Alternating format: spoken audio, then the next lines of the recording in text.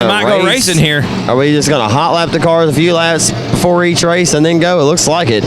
Lights are going out. Lights are out. We are going heat racing here for the factory stocks. Absolutely. Frank Cannizzaro going to... Oh.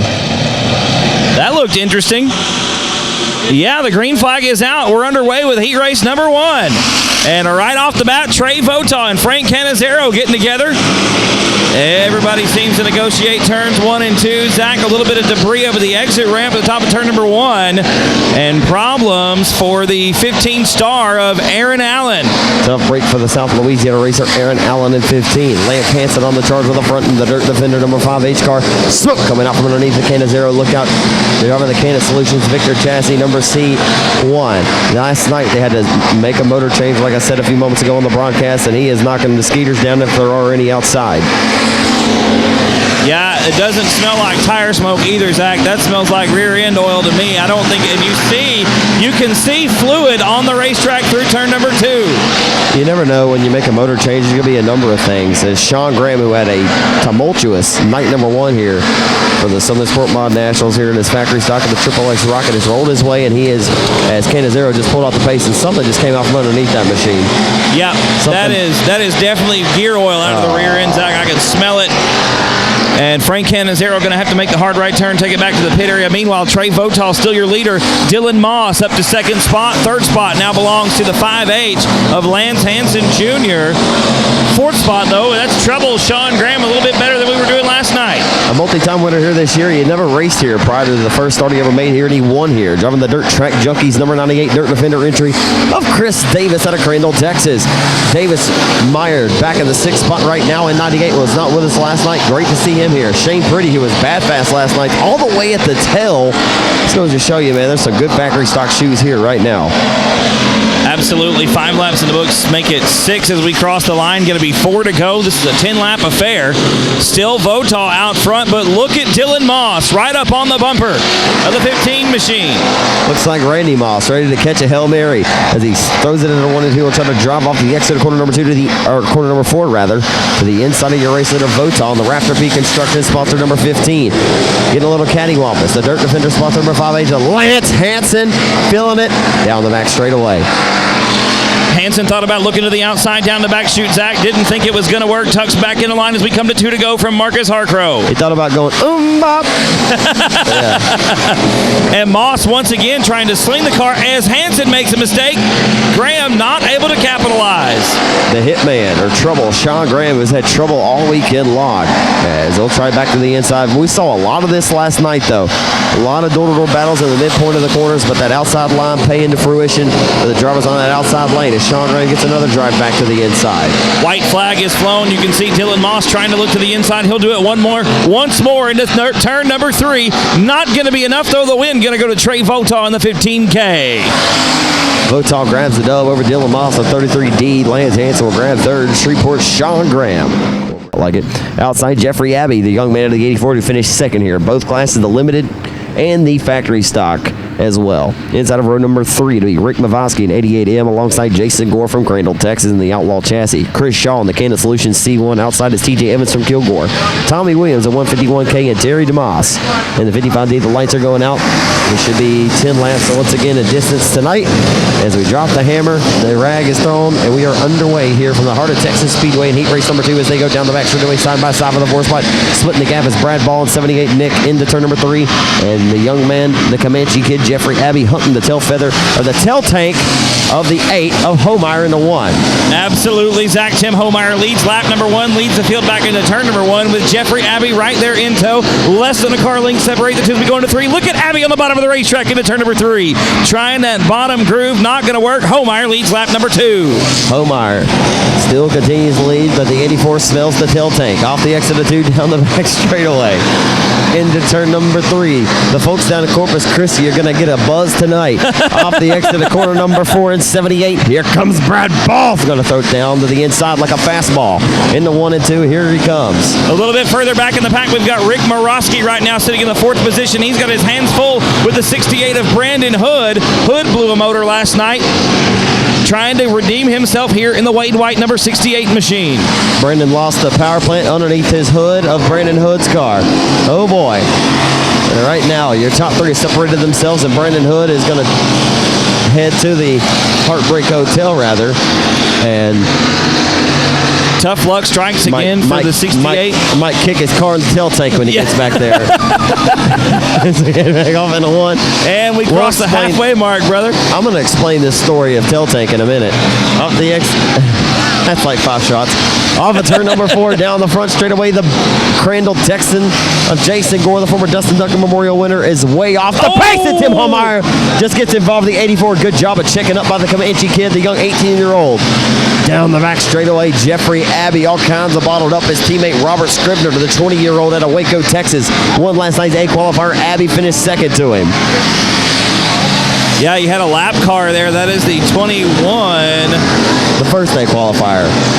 Yeah, 2:15 maybe rather of no, it's a 7:21. Excuse me. That is Jason Gore. We got a yellow on the racetrack right now.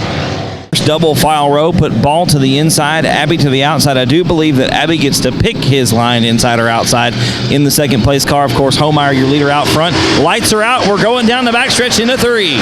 Jeffrey Abbey, who has wins here in a factory stock at this racetrack in his past, and many wins here in a limited modified, as he'll be doing double duty this weekend. Did finish second last night to Justin Whitehead in the main event. Down the back straightaway into turn number 3. It'll be Homeyer still holding on to the top spot in 8. And we're coming to 2 to go this time around, ladies and gentlemen. 8 laps in the books for the 8-star car. Tim Homeyer out front. Jeffrey Abbey right there on the bumper in second. We've got a pass for 4th. That's a 151K of Tommy Williams. Brad Ball. Underneath Rick Morosky. Brad Ball actually turned to the quickest lap of this race, that last lap, 16.398. As you can tell, he is all over the tail tank of the 84. And a slip up off the exit of turn number 2, down the back straightaway for the final time of the turn number 3. Here comes Jeffrey Abbey. He's going to throw the slide job in the 3 and 4. Oh, and he makes contact with Tim Homeyer. And Slim Jim in the 78, he's going to cross. He says, thank you very much. Brad Ball is going to roll, and he's having a ball now, but he doesn't probably like that for the top 2 competitors, but he'll take it. A lot of sprint car people call these things door bangers anyway, but no, that was a little rough and tumble, a little wild child. So Jeffrey Abbey will probably go apologize. Man, I'm sorry, the thing didn't stick, and he did get the black flag. He'll get disqualified for that one. Yeah, it looked like Marcus just black flagged him.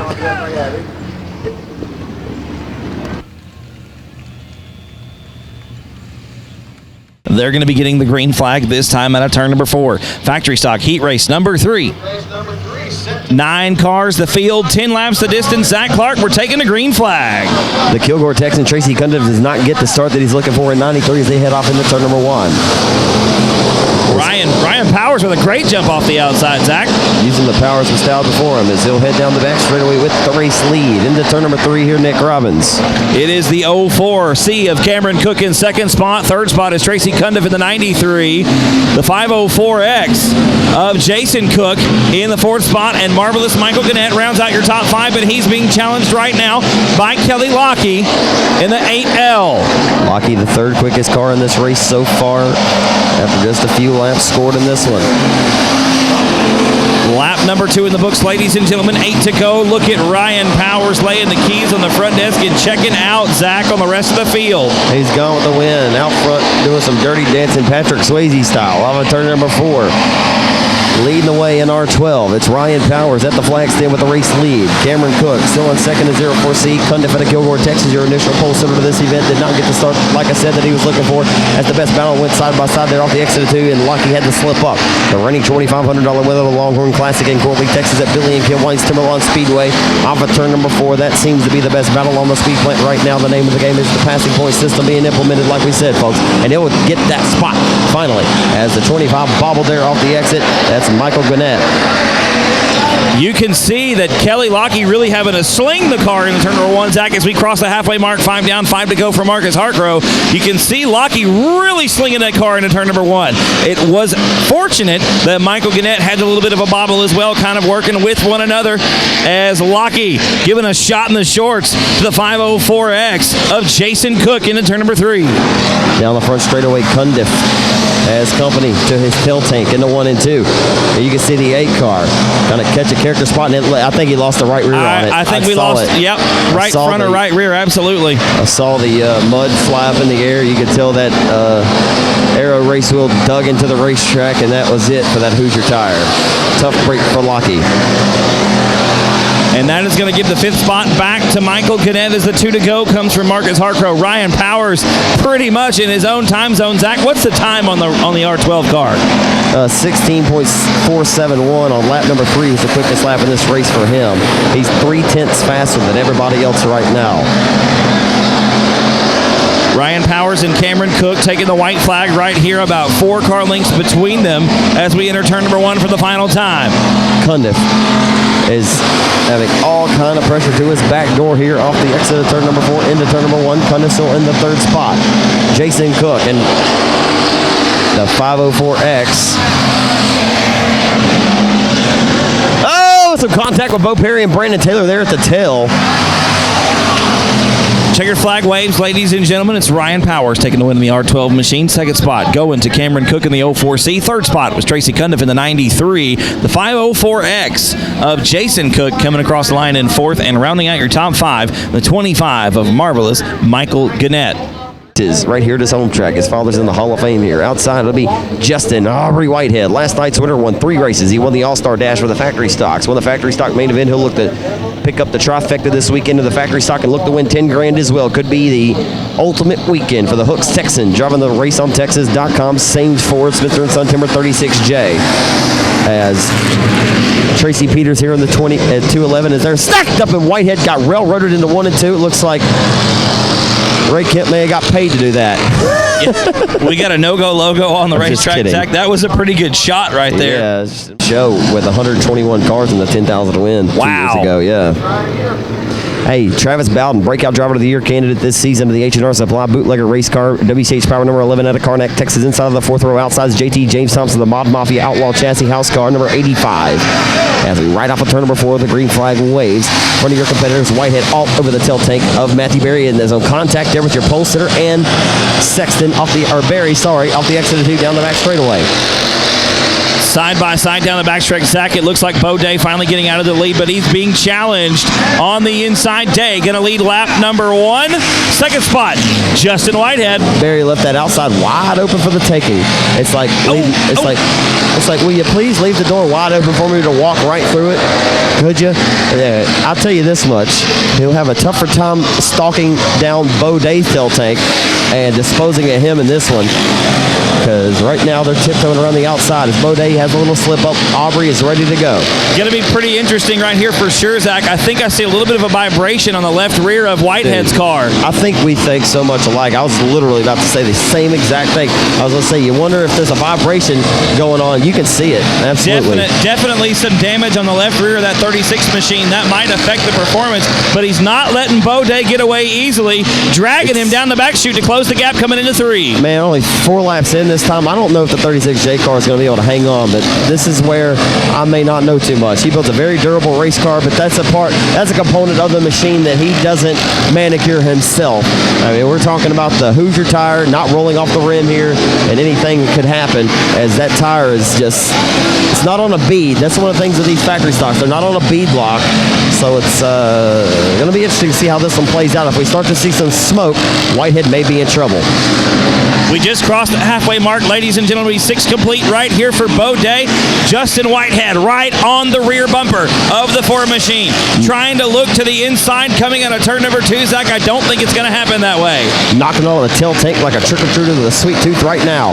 Folks, watching back at home, everybody down at South Texas Speedway watching in turn 5 bar, they have a little game going. For every time that we say tail tank, they're going to take a drink. So hey, tail tank, tail tank, tail tank, tail tank. Okay, but literally, we won't get too excessive, guys. Literally, off of turn number 4.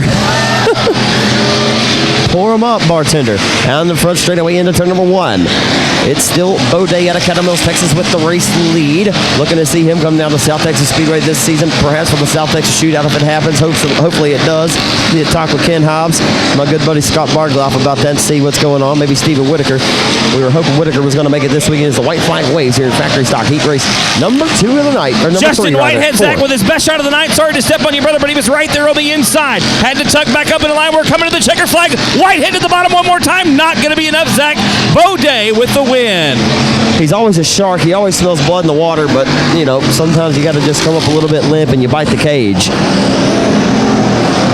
And that time, Whitehead, though, does hold on and avoids a disaster there with that early race mishap with the 45 of Ray Kemp. So, once again, that'll be your top 3 of... In the 01 machine alongside Ricky Sessions in the 7 car. Seth Ball in the 78 Junior and John Gober make up row 2. Chris Kuhn in the Triple C alongside the 189 of Justin McNeil. James Holter in the 21. Justin Holt in the 31. And Jerry Cowart in the 22. Green flag is dropped and Sessions jumping out to the early lead. Zach going into turn number 3. Look at McNeil on the bottom trying to get around and make the move for second. McNeil and that Cutlass Salon down the front straightaway. That didn't Texan into turn number 1. Oh, and nearly the Argyle Texan driving that red bone bodies BMF chassis number 7 slipped up down the back straightaway. But out front, Justin McNeil does have the quickest lap of the race, but out front is the Argyle Texas racer running 7. Just right outside of Justin, Texas. He lives about 10 minutes from the TMS dirt track. It's Ricky Sessions with the race lead. Here comes McNeil to the inside for second. And just about like we talked about, going down to that bottom side of the racetrack, McNeil trying to make it work in the 189 machine. Not going to happen. He's going to lose the spot to the 31 of Justin Holt. Justin Holt, Zach, started in 8th position and is up to 3rd. He's got a Holt of the racetrack right now. He's going to go down the back straightaway. It's like a mayonnaise with a lot of people here this evening. Into turn number 3, Justin Holt smells blood in the water. He's the shark. He's going to pull to the back tail tank down the front straightaway of the 52 of John Gober. And look, they're rooting him up out of the way like a gopher. Big like a scene from Caddyshack here. Down the back straightaway into turn number 3. They're going to go door to door. 31 to the White Oak Texan had to slip up there. Had to get onto the binders. He had no choice but to elect to go back up top there, because if not, he was going to get railroaded. Yeah, and you can see Gober once again makes a mistake. The top side of the racetrack, the entry, very tricky. Coming into turn number 1 as we just crossed the halfway mark. 5 down and 5 to go from Marcus Harcrow. Your leader, Zach, still Ricky Sessions. It's Gober in 2nd, Justin Holt in 3rd. Ricky Sessions having a nice session out front in 7. That Gober holding on to the bridesmaids on in this one. Justin Holt ready to pounce and take that spot away, but right now this track position at an ultra premium as Gober is able to do everything he can to keep the 31 at bay and the 189 all over the tail tank of the 31 of Justin Holt as well, as they may actually approach lap traffic before this one settles the score. We'll see what happens as McNeil's over the top of 1 and 2. Seth Ball takes advantage. Justin McNeil just missing the groove, making the mistake, and gonna lose that 4th spot. Slips back to the 5th position. It's still Sessions out front. Gober in 2nd. He's right on the rear bumper. It's a 3-car battle for the lead right now. That would Quilt over your top 3 right now. 31. Maybe the quickest car on the racetrack. And he's not. Justin McNeil still the quickest with a 16.879 as we do approach lap traffic on the final lap. And the lap traffic is disposed of. I'm telling you right now, they are nose to tail. McNeil with some problems pulls up to the top of the racetrack, parks it in turn number 2. The white flag is flown. The only thing that'll follow is a checker, and it's going to go to the 7 of Ricky Sessions. John Gober will be 2nd. Justin Holt, Zach, going to cross the line in 3rd. It didn't take me long to find a nickname for him because of the Thrifty Nickel, of course, right? Yeah, absolutely. Yeah, and now his son is Lil Thrifty. Ashton, he races the mini wedge carts. I like it. As we're going to re-rack them, or we have them stacked and racked here in heat race number 6 with the factory stocks. The Troop Texan Royce Jones, who had a stellar performance last night, and the Michael and Lisa Jones Motorsports Panel Trust sponsored Soapy King number 07, his teammate Port Chopkin the Chamberlain, going to start outside of row number 3, and he'll look to roll to the 5th spot, and we have one around on the front straightaway with the car in the 1X who did not have a good run last night. Nope, that is Chad Cox stopped on the front stretch. We are going to get a no-go logo before we can get a lap complete. It's going to be a complete double file restart. We will re-rack and restack. Watch out. Struck Justice. Justice. Hey, here comes that train. Justice. Choo-choo. Choo-choo. Ever since you got hit by that train. Anyway. Oh, brother, where art thou? Off of turn number 4, we're underway. And side by side in the turn number 1 looks like Sontag once again with the advantage as we enter turn number 1. Go ahead. Sontag with the race lead down the back straightaway. Here comes the teammate to Royce Jones, who rides in second. Pork Chop Kenneth Chamberlain back. Oh, some contact right in front of Chop. And Chop's going to be the beneficiary. He'll go to the outside here and take advantage. Oh, in the 20 of Welbert. Or who's in the 20 tonight? The 20 car right now being driven by Mackenzie Vandiver in the 20 tonight. Yep. Just got railroaded in turn number 1. Yep, and that was Joe O'Brien in the 144 getting in there a little bit too hot. Also having some contact with the 10 of Philip Smith a little earlier, right before that incident in turn number 1. And Mackenzie Vandiver.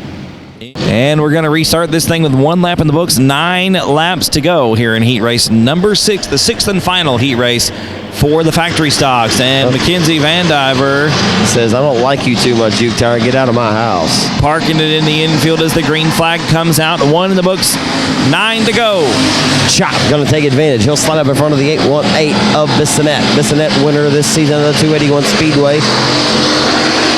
Promoted this year by Heather Combs, Joe Spillman. They're doing a fine job over at 281 of Stephenville. Off of turn number 4 with the race lead, it is Sontag, Nick Robbins here at the flag stand. Absolutely. Sontag leads lap number 2. It's Philip Smith in second spot. Sontag with a big mistake that time, with the gap not small enough for Smith to capitalize. You got Royce Jones in the 3rd spot, and Kenneth Pork Chop Chamberlain bringing it in 4th. Come on now, Philip. Philip. Feeling it tonight. Phil's in second now. Headed down the back straightaway. Never seen Phil drive this number 10 machine. As he'll set his sights in the turn number 3 and off of turn number 4. Holding on to the bridesmaids on as he's got company with the 07 teammates in the 70 Chop. Pork Chop in 4th, and his teammate Royce Jones just got very loose there, and he'll try to race to his inside down the back straightaway. Yeah, the top of the racetrack, Zach, I think is really just about gone. You can see it starting to get black and shiny at the very top side of the track as we cross the halfway mark. 5 down, 5 to go for Jeff Sontag. Preferred line, though. Nobody wants to get down there and dance in the waters on the hub. As a big run there off the exit, too. You got enough room to make a run, but as you can see, Chop got on the binders to get right back up on top. You've got to. It almost looks like you cannot enter the corner anywhere but the very top, Zach. You've got to make the move. You've got to make the move down the backstretch and make the pass before you get to the corner, as we just saw Chop, like you said, on the binders to avoid contact with his teammate. A driver can literally give a few mistakes in the center of the corners and still hold on to his position right now. Well, look, folks, this thing is I think it's gonna be just fun. It's gonna widen out, no worries. If you're watching right now, imagine you're a diehard dirt track fan. You know how this sport can be at times. And everything they could. I'll tell you what, we got here yesterday, Nick, at 9 in the morning. They were working this track nearly all day long. Yep. It's just hot, sunny days. We're in the dog days of summer nearly. About to be in the fall, but Chop's going to get a run here down the back straightaway to the inside, Nick. Yeah, Chop got a good run on a 2. Royce nearly passed Royce coming out of 2 as the white flag comes out, and Zach Sontag with 1 lap to go. As Sontag heads it off into 1 and 2 here for the final time at the Heart of Texas Speedway in your 6th and final factory stock heat of the afternoon. Marcus Harcrow, your judge, jury, and executioners ready to throw the checkered all up in front of the face of your orange and lime green letter number 73. Just Sontag going to be your winner at 73. Second, we'll go to the Greenville, Texas race under the 10 of Philip Smith in the Parker Lee Project entry. And grabbing third will be the 07 of Royce Jones at our Troop, Texas. Drumming the panel trust Soba King 07. And fourth, we'll go to the Jacksonville, Texas racer. Has 15 wins at Lone Star Speedway over the last 2 seasons. It's Pork Chop Kenneth Chamberlain. Alongside the 28J of Justin Neighbors, going to bring you to the green flag. The lights are out. We're going to be going green this time out of turn number 4. Let's see what the inside of the racetrack is going to look like. Sigelski, Neighbors bringing you the green flag, and Neighbors with a great jump off the outside leads the field into turn number 1. And Neighbors slipping and sliding away. We've got one. Oh, big contact from Craig Oakes to the 4G of Kenneth Graves. And Graves not going to get the 4G machine refired. We will get a no-go logo. No laps complete. Craig Oakes with nowhere to go just gets into the back here in heat races at the Southern Nationals. $10,000 to win for the limited modifieds. You've got Sigelski and Neighbors back on your front row. Gonna take the green flag out of turn number 4. We're back underway. Sigelski this time to the top of the racetrack. Not gonna happen. Neighbors gets back around as we go into turn number 1, and Sigelski is around in the 420. Anyway. I don't think they ever put the green on. Inside Justin Neighbors. Not going to get it. Well, okay, green flag it is. And we're single file before we get to turn 1 with Neighbors out front, Krzyzewski in second. And Ronnie Bell goes around in the bottom of turn number 2. Going to stab the throttle, keep it moving in the Jeff Hunter Toyota number 95. Lap number 1 going to go to Justin Neighbors. Second spot is Eric Krzyzewski. Third spot is Craig Oakes in the 191. Oakes looks to the bottom of turn number 2. Zach, our first real good shot at a pass here in heat race number 1. And Krzyzewski is around in turn number 3. Oakes gets by, but we do collect the 8X of Kevin Manning. Kilgore tuned in as well.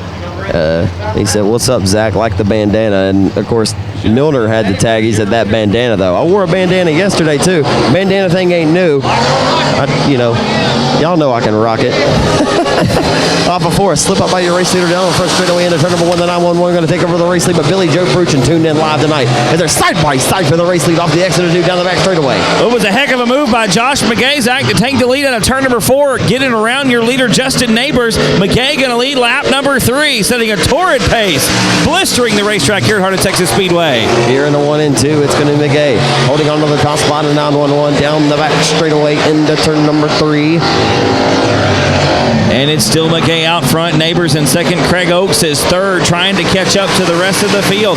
The front 2 really starting to stretch the legs out on the old cars there and spread it out. And just as I say that, Neighbors missing the groove in the top of turn number 2, loses lots of ground on McGay.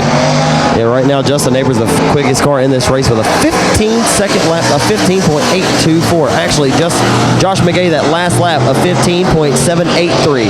So he's turning up the wick now. The wick gets turned up here on the latter half of this race, as it'll be 6 in this time by with 4 laps to go in heat race number 1. A great pace from Josh McGay as the field once again enters turn number 1. You can see the racetrack really slicking up right around the top side. There's a little bit of room above it. We got a challenge for second spot. Craig Oakes drives it deep into turn number 3 underneath Justin Neighbors. Craig Oakes in the Buck Russell Motorsports Texas Fire and Safety Marshall Lubinato. Number 91 Ingles Racing Performance chassis down the back straightaway. Gonna smash the loud pedal and look to pull it back to the tail tank of the 26 of Neighbors. Neighbors says, "I do not want a neighbor." Off of turn number 4 down the front straightaway. He still holds on to second in a 1, Nick. 2 to go for Marcus Harker that time, making about a lap and a half for your leader, Josh McGay, nearly a straightaway over Justin Neighbors right now. McGay once again, high side, handsome, coming out of turn number 4 to the white flag. It's still Neighbors in second, but we got a challenge again from Oakes. Craig Oakes with the pass at the stripe. Nice move by Oakes, the son of Edward Oakes, one of the all-time winningest racers at the Heart O Texas Speedway, one of the winningest racers in the great state of Texas. That's the final time off of turn number 4. It's going to be Josh McGay at 911, your winner. And second, we'll go to the Marshall Texan, formerly out of Cuero. Just relocated back, actually, from South Texas back to the Heart O Texas area 1 year ago. It'll be the Marshall Texan, Craig Oakes, and the Texas Fire Safety Buck Russell Motorsports IRP chassis, number 91. Won the factory stock. Also won the limited race that night for a cool $8,000.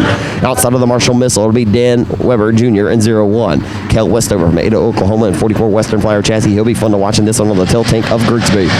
Justin White, outside of row number 2 in the 123. Justin Hosler in the 47 as we go green down the front straightaway. Grigsby, much better start tonight in the 69 machine. 69 sometime, but hopefully in December all goes well. Hey, I want to shout out Dylan Spear was involved in that caution. What are the odds that the guys that are tied for the point lead at Boot Hill come all the way to Waco to race? They finished 1 and 2 last weekend at Boot Hill, and they get in a tangle in the first lap. Don't even make a lap last night. It happens, man.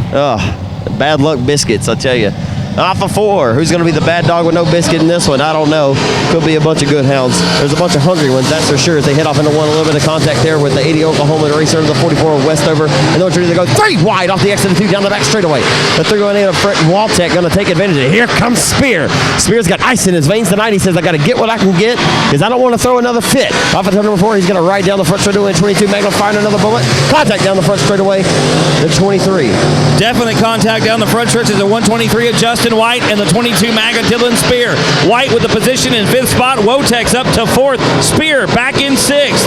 It's still Grigsby out front, 2 laps down, 8 laps to go. The missile from Marshall setting a torrid pace out front in this one.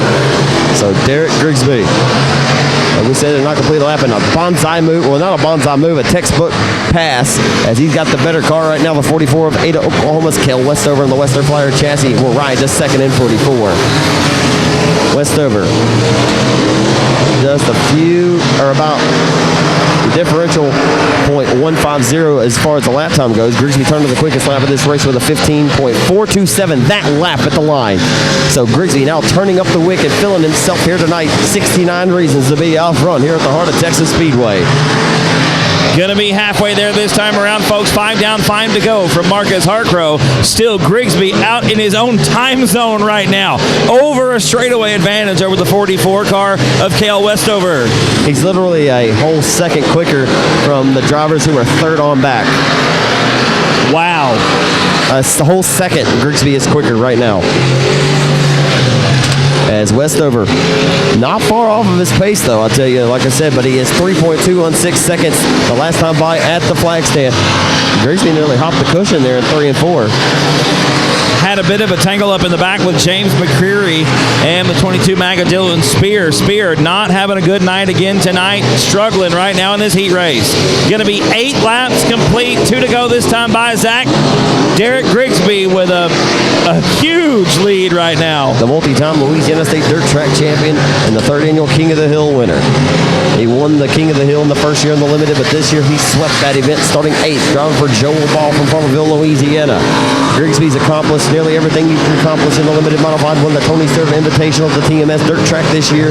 That is one event, the marquee event that he had circled on his agenda to win before his career was over, as the former 29th overall pick by the Houston Astros going to roll off the exit at corner number 4. And right in front of him off of 4, that got close. He could throw a hell of a slider on a pitcher's mound, and he could throw a better one on a dirt track. The 16 of the Marshall Missile takes the checkered flag in heat race number 2 of the night for the Limited Modifies here for 10 grand on the line. Hoosier Southwest presenting heat race number 2 for the Limiteds. The 44 of Cale Westover from Ada and 44 will grab second. All season long, I've been doing this at multiple tracks with the JL Racing house cars, and one of the house cars is actually on the track, the 24 of Jake Upchurch. My cousin Jack is going through chemotherapy right now. He has Ewing sarcoma, and if Jake Upchurch parks it on the slab tonight, I will be shaving my head, and they will be donating towards his GoFundMe account. Well, you better look out. So just to let you guys at home know what's going on.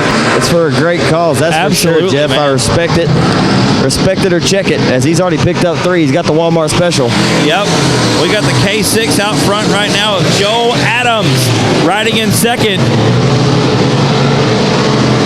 Riding in second looks like the 16D of Dustin Donnelly. In the second spot, third spot belongs to the 766, of Shane Pretty. Keith White, Captain America, in third spot, fourth spot, It's a drag race down the back chute into 3. Zach White on the bottom of the racetrack. In the turn number 3, off of turn number 4, White at the hub of the racetrack. And we got a few around Denny Roy, Jeff Roy. As Joe Adams continues to lead, and no caution out just yet. They keep it strolling and rolling, no harm, no foul. How about that? Joe Adams out front, the driver this weekend of the Sputz Racing Engine Power and Western Flyer Chassis, Vendetti's Body Shop, Dell's Construction, Northwest Energy Services, Midwest Automotive, Miller Emergency Medical Center. 4 wins this season at the Longdale Speedway in Longdale, Oklahoma for driver K6, who rides with the race lead. Hanging out front right now, like you said, Zach, the K6 of Joe Adams. Second spot, not the 7H car, that's a lap car, that's James Honish. The second spot car right now is the 16D of Dustin Donnelly. Third spot, still the 766 of Shane Pretty. Jake Upchurch has gotten around Keith White for that fourth spot. White slips back to 5th. Check out more on Joe Adams at BigBoyMotorsports.com as he heads off into turn number 1. Multiple sponsors on that machine down the back straightaway with a half a straightaway advantage. We got Jake Upchurch picking up some more gains. He's got himself a bushel full of passing points in this one. Absolutely. Upchurch really the only one making some moves right now on the racetrack. Picks up third spot.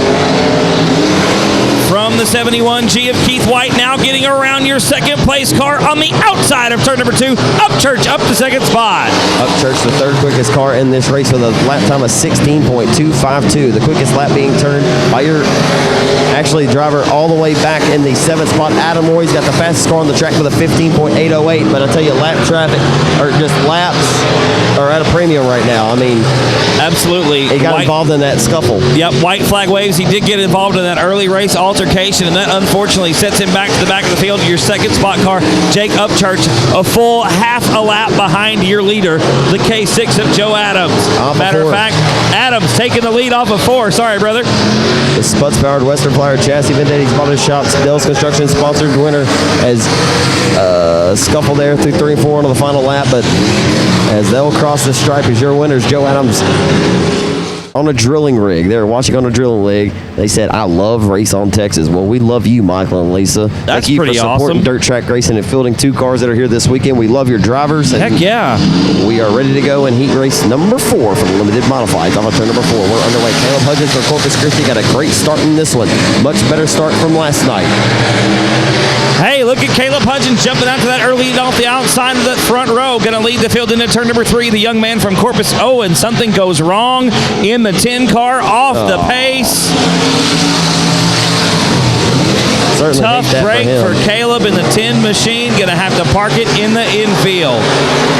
That's going to give the lead to Mitchell Clement in the 21X machine. Oh, my goodness gracious. Oh, that was Will Carter and Rowdy Day. No. I tell you, Will Carter from Viola, Texas just lost the handle there, hit a banana peel in the middle point of 3 and 4, and everybody else is a victim of circumstance that tagged in behind. And Rowdy Day. Oh, man. He always has the slickest looking race car, the number 38 machine. Absolutely good stuff. I always love watching David race and enjoy his race car wraps that he has prepared each year. As we got him re-racked and stacked, Nick Robbins down the back straightaway as they approach the entry to turn number 3. We are ready to go. Should be getting the green flag. There it is out of turn number 4. Mitchell Clement going to lead the field down the front stretch into turn number 1. Danny Hebert, who won a B-Main last night, will have his sights set here on the race lead off the XO2. And a battle there for the 3rd spot. Haeflin going to separate himself, though, with that high line momentum to his advantage. He rockets it into turn number 3. Showtime holds on to 3rd and 63. Well, I see a black flag. It's going to be for the 3X. Looks like it's for the 20D of Rowdy Day. Don't know what's going on there, but the 3X of Quentin Noel got a flat right front. Looks like Quentin's got it figured out. Going to take it back to the pit area. 4 laps in the book, 6 laps to go. It's still Mitchell Clement out front. Danny Hebert trying hard to catch up in the 2nd spot, Zach. Sometimes it's not always a great day to be a day. Right now, Rowdy Day getting shown the black handkerchief, unfortunately. Not sure exactly what happened there, though. But tough break for Rowdy Day. As Clement still continues the lead here at the Heart O Texas Speedway in heat race number 5 for the limited modifieds of 16 down the back straightaway into turn number 3. Zach, JP Vasquez watching from Lubbock, Texas, said to tell you he loves the hair and the bandana. You keep it up, brother.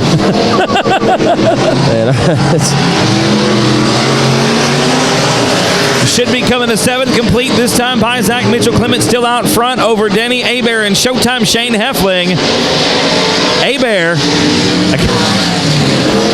Hebert trying to close the gap, running right underneath the rubber going into turn number 1. Mitchell Clement really setting a blistering pace here around Heart O Texas Speedway, way out front in the 21T. 2 to go from your flagman, Marcus Harcrow. We got 2 groups of 3 cars on the racetrack. Of course, the 20D, a Rowdy Day not being scorched on the black flag several times.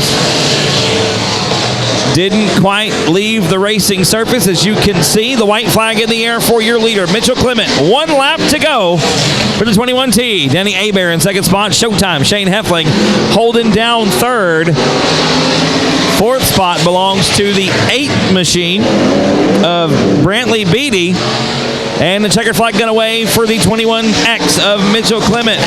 The 182 of Danny Hebert going to be in 2nd spot. And the 3rd spot going to go to Showtime Shane Heffling in the 63. Chris Christie outside of heat race winner here last night, the 12WB Gary Fox, and the 10 car, 16 wins back in the 2015 season at 7 different racetracks. The D&D Motorsports number 10 IRP chassis of Dustin Robinson from Post, Texas. The lights are out. We got a stacked field of shoes in this one. Green flag drops, trouble on the start for the 26 of Devin Chambers. Did not get the start he wanted, but right around the outside, it is Kelly Lockie. Gonna lead lap number 1. Zach looks like second spot. Gonna be the 21S of Ricky Smith. The driver on the move already quick, fast, and in a hurry is the blue. That is probably the prettiest car here this weekend, in my opinion. Dustin Robinson. He's gonna slide up and he'll take the 4th spot down the back straightaway. But Gary Fox says, I like it, I love it, and I want some more of it. Oh, and around goes the Post Texan Dustin Robinson. Tough break for Dustin. He had worked his way all the way up the 4th from dead last. He goes Dukes of Hazzard style through the infield, but the caution comes out. That is when you get the benefit. That's when you get the benefit of staying clean and you stay green. He should get his spot back going back to the last completed lap. I believe the 10 car will get his spot.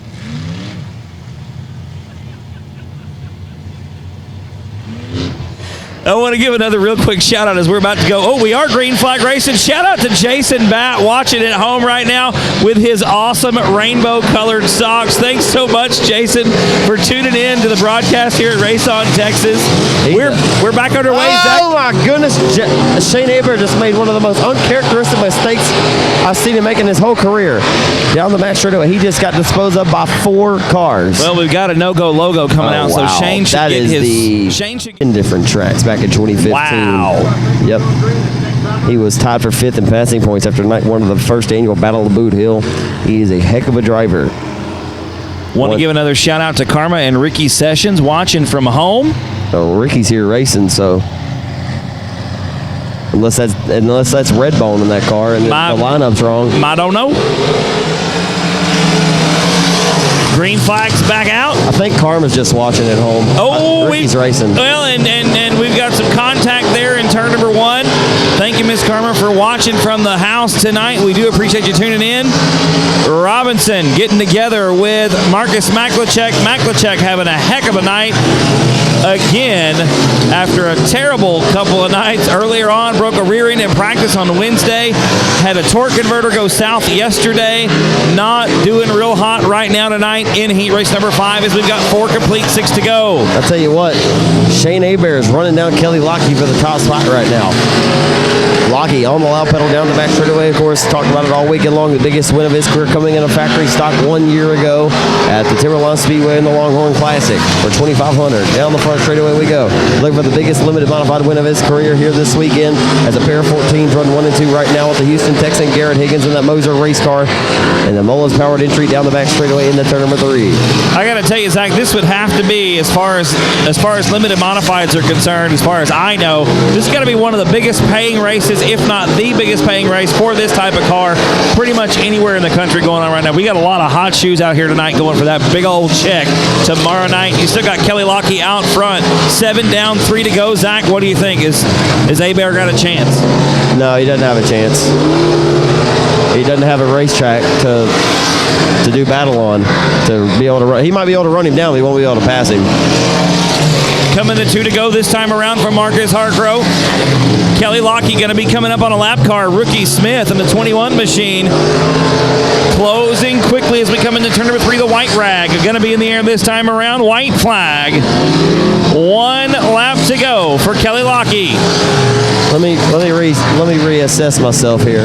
I wasn't taking a stab at anything there. I was just saying it's very difficult to make a pass it at a premium right now. Absolutely. As that's the place to be. You know, it's one thing to get there, but it's one thing to actually make a gain and dispose of a driver. As Kelly Lockie gets the checkered flag in front of his face, driving the IRP chassis, P&W Ironworks number 14, Jet Base Performance number 14. Lafayette, Louisiana, Shane Aber will grab second. The AER powered Moser race car chassis, Pin Transport, Mercury's Auto Repair, Extreme Graphics, Hurricane Bodies. The former Art Aztec, New Mexico resident. Now on the inside, the 58 is Tyler Honeywell. The outside, the 4X is Wally Beatty. And a Ricky Sessions lining up shotgun on the field in P74. Green flag is going to come out this time around. Maybe not. Don't think we're going to let that one go. We want them side by side coming out of 4. No flag was waved on that start. We're going to woe the field back up. We will re-rack and restack and try this one more again. Here on this Friday night special here for the Hoosier Tire Southwest Southern Nationals for the limited modifieds here at the Heart O Texas Speedway here in Elm Mott, Texas. As a re-racked and stacked original restart here. David Phillips driving the IRP chassis number 18 on the smash allow pedal from the pole position. As we head down the front boulevard, we are back underway. Nick Robbins in the turn number 1. Yeah, and one of the few to actually get a good jump from the inside of the racetrack there, Zach, is David Phillips. Takes the lead in the turn number 1, leads the field down the back chute into 3. Through the middle point of 3. That's a great battle shaping up there about midpoint of the race. A little bit of a shot there. Nick Clickenbeard, the former Texas Motor Speedway World Dirt Track Champion, in second place right around in front of your field. Oh, the 31 nearly got around, and he'll get involved and does a complete 360 and stays on the gas. Give him all kinds of credit. We're still green flag racing. I wouldn't call it clean and green because we're scattered and smothered and covered like a Waffle House omelet. Man, that actually sounds pretty good right now. Yeah. It's a dirt track thing. Down the back straightaway. Well, now you owe KMO some money. No, I don't. Down the KMO owes me money. We've got another one around. It's Ricky Sessions in the P74. Going to bring out a no-go logo with 2 laps complete. What'd I tell you? Ricky Sessions out front right now in the 18 machine. Going to restart this thing from the front.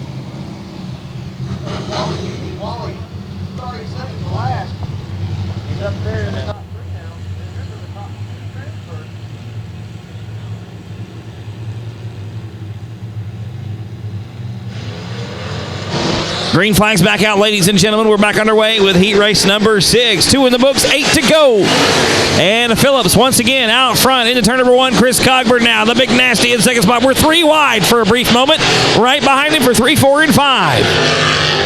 Clickenbeard to the bottom. Oh, and your leader, David Phillips, is around, and Clickenbeard nowhere to go.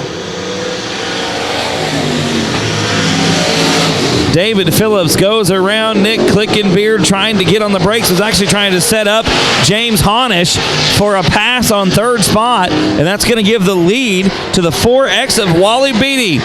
Wally all the way from 8th up to the top spot. We want to talk about a basket full of passing points. Wally sure going to have his fair share.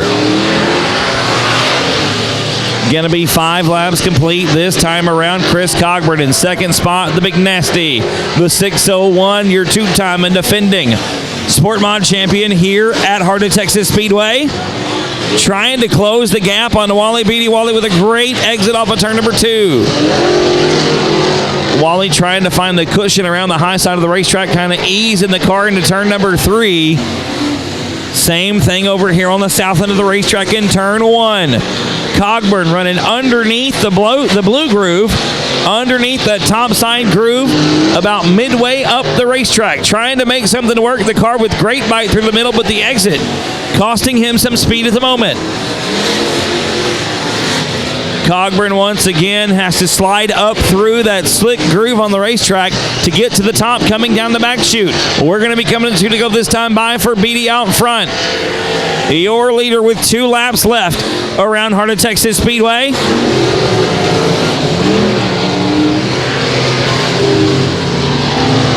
White flag going to be waving this time around for Wally Beatty in the 4X. 1 more lap to go around the quarter mile speed plant here at Elm Mott, Texas. Still Cogburn in second. Honish is 3rd. 4th spot belongs to Wisdom. And then Clickenbeard bringing up the rear in 5th. Beatty through turns 3 and 4 for the final time. Checkered flag going to be in the air. He'll take the win. And heat race number 6, going to be Cogburn 2nd, Honish in 3rd, Wisdom 4th, and Nick Clickenbeard will round out the field in 5th. He has the pole position. Down the max straightaway with this one with the race lead. Sounds like a band name. That's actually the name of a real song. Rapid Roy, the streets, the Bump me again, boy. Jane House, and we're going to have problems. I'm being dead serious. Just because you call yourself Rebel Race Rider, I mean, you can bump into me and get away with it. Green flag flies, ladies and gentlemen. We're here with heat race number 7, and Aaron Royzak jumping out to the early lead, going to lead lap number 1. Yeah, Aaron Roy, who has 4 wins at Timberline Speedway this season. He has a win at the Boot Hill Speedway, the first ever coming at the Greenwood over for that driver. The 32-year-old off the exit of 2 down the back straightaway has the race lead in the Texarkana Emergency Center Presto Magic Lane DE Wraps number 35. Roy Performance Power built by his father, Alan Aaron Roy underneath the hood, screaming a song off of turn number 4. And that number 35 car leads the herd into 1 and 2. Freight train right behind him. You can throw a blanket over 2, 3, 4, and 5 on the racetrack. A good pass on the bottom of the track. That's Corey Williams taking over the 4th spot from... He's from Hobbs, New Mexico. From Hobbs, New Mexico, taking over the 4th spot. Corey's from Slayton, Texas. He's been racing a lot over in the New Mexico area. Does have 14 wins this year, though, and he's going to try for the 3rd spot here, Nick. He's got 9 wins at West Texas over in Lubbock, 2 wins at Cardinal Speedway in Eunice, New Mexico, 1 at the Roadrunner Speedway for 1,000 to win. He has 1 at High Plains and Clovis, New Mexico for a 1,500 to win. He is the current IMCA National Sport Law point leader over Jeffrey Abbey coming into this weekend's action. And like you said, Zach, the man on the move right now is that 5'11" of Corey Williams from Slayton, Texas. Picked up 3rd spot from Jeff Sontag. Dives it down in the bottom of turn number 1. Not going to work. Has to get back in line. Loses a lot of ground. Nearly loses a spot. Gets a shot in the shorts from Sontag. No, he got a shot in the tail tank, Nick. Off of turn number 4. And drink turn 5. Into 1. Down the front boulevard. You can nearly throw a blanket right now over your 2nd through 4th or 5th place cars. Is right now. Oh, Sontag nearly rode the back straightaway wall, literally where it says you see speed and then you have way. He nearly rode way all the way to speed. That makes sense. But it made a lot of sense to me. You can see all the dirt there on the concrete wall off the exit of 2. Through 3 and off of 4 down the front straightaway. It'll be 2 laps to go for Rapid Roy. Aaron Roy out of Red Lick, Texas. Red Lick, Texas, one of those poking the plum towns. You poke your head out the window, driving through it, and you plumb through it. Into turn number 3. It's heating up here for the bridesmaids honors in this one. Still going to be held. Aaron Roy started the quickest lap of this race with a 16.238. White flag in the air, about 1 set of turns left for Aaron Roy. Rapid Roy, the factory stock boy, going to take the win here in heat race Williams, number 7. can he get 2nd at the line? The drag race to it. Give it to Williams at the line. Over Danner Shipman. What a run. He had him last time at the line, but he had just nicked up ahead of him down the back straightaway.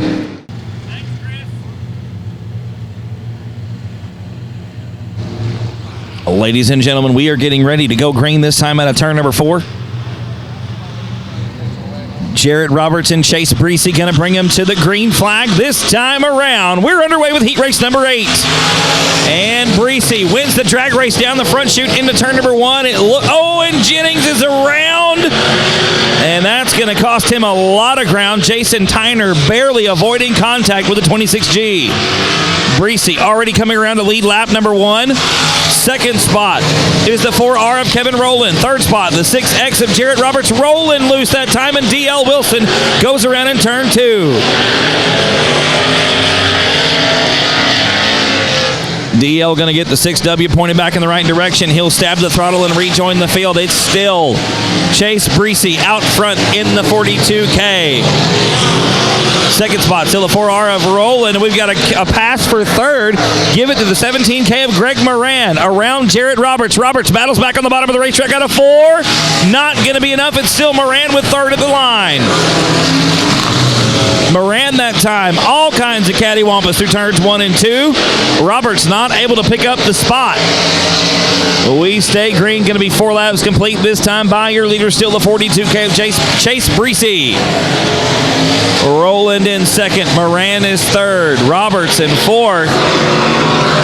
And 5th right now belongs to the 23J of Mason Jordan, who now gets passed by Tyner. Tyner makes a move down the back, shooting the 3 with some contact. Jennings way up top, trying to avoid Mason Jordan as we cross the halfway mark. 5 down and 5 to go. We've got a good battle for the lead. Up front, underneath, it's Rowland on the bottom of the racetrack in turn number 3. Breesy not going to have the momentum. Yes, he will. The line battles back around the outside. And now Breesy playing defense. The car gets snug through the transition. Rowland with a great run off the bottom of turn number 2. We're side by side. Door to door. Down the back straightaway with turn number 3. Nick, it's heating up for the race lead. The 2016 Texas Motor Speedway World Dirt Track Championship winner. Won it by about a half of a literally about a centimeter over Nick Klickenbeard. As it's the Breeze, Chase Breezy, the multi-time South Texas Shootout champion down at the South Texas Speedway. He's got the 4R of rolling to his tail, take off the exit at corner number 4. Down the front boulevard we go into turn number 1. The Breeze, Chase Breezy, holding on to the race lead. The 7K. Riding well, Greg Moran. Greg Moran rolling up in his IRP Racing chassis right now to the top spot. You can throw a blanket right now over your top 3 back into turn number 1. Rolling since joining this neighbor's crew as they're back door to door for the race lead with that outside line momentum working to the advantage for the Breeze. Chase Breezy out of Baytown, Texas. He's not the Baytown Bullet, but he's got a bullet underneath the hood, and it's enough to win this one. The Dust Devil chassis, number 42 of the Breeze. Chase Breezy takes the win out of Baytown, Texas in 42. Followed by the neighbor's sponsored number 4.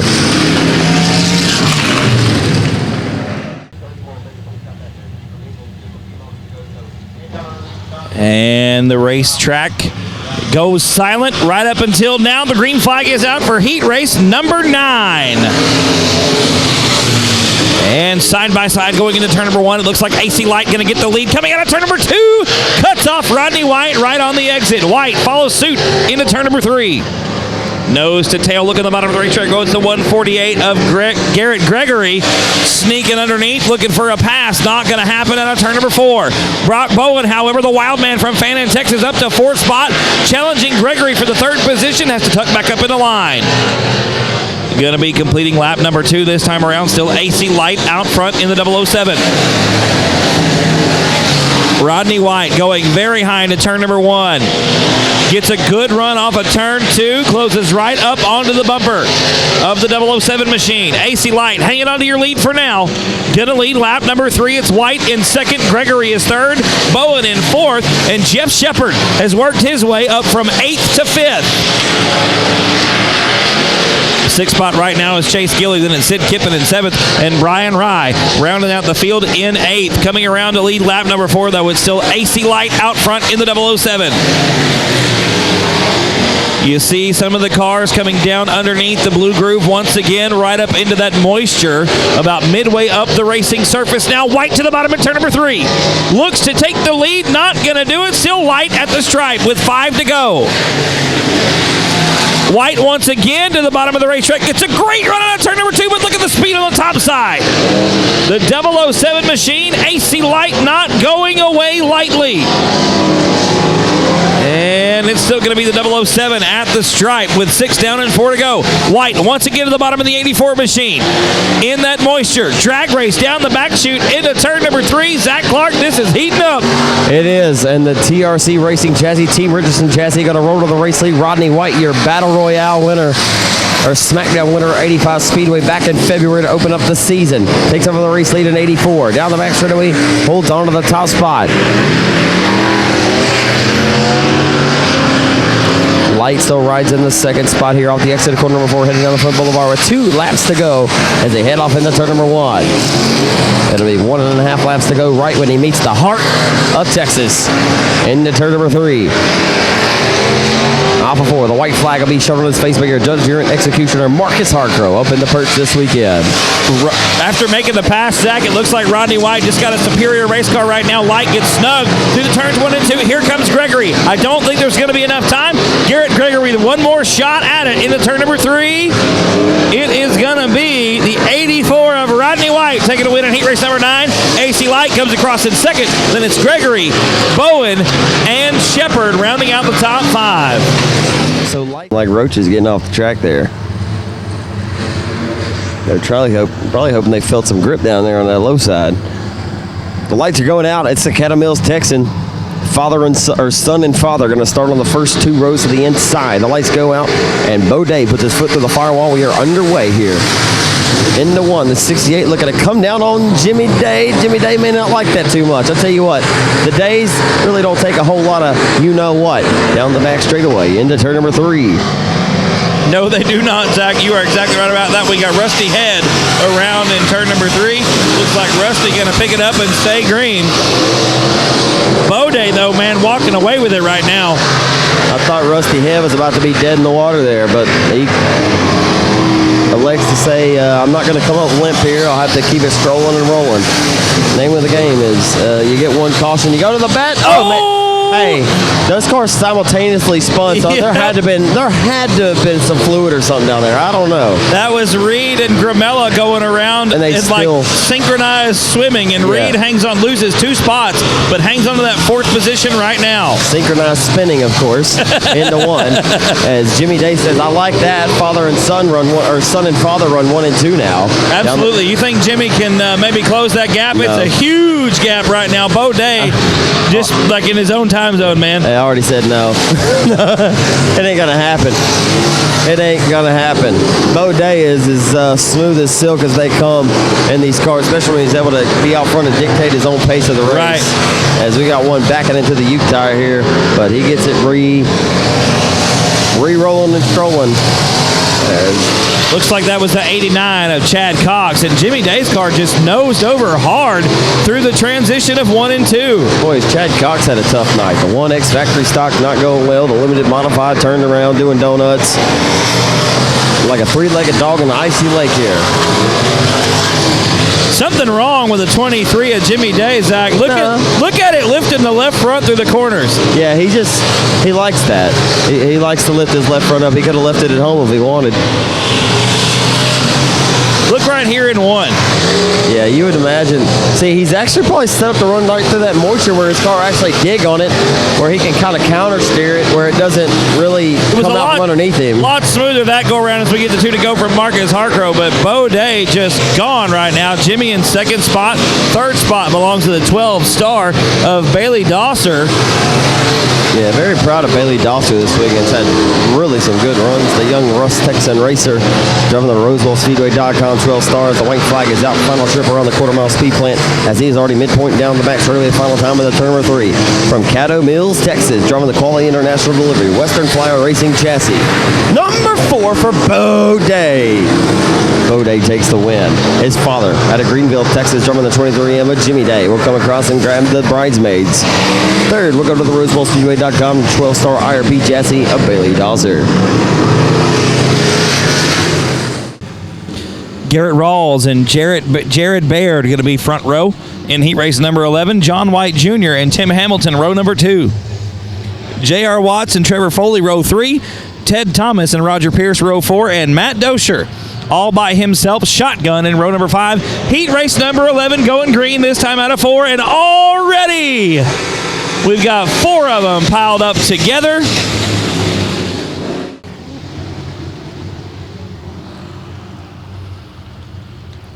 Still under red-yellow conditions here for heat race number 11.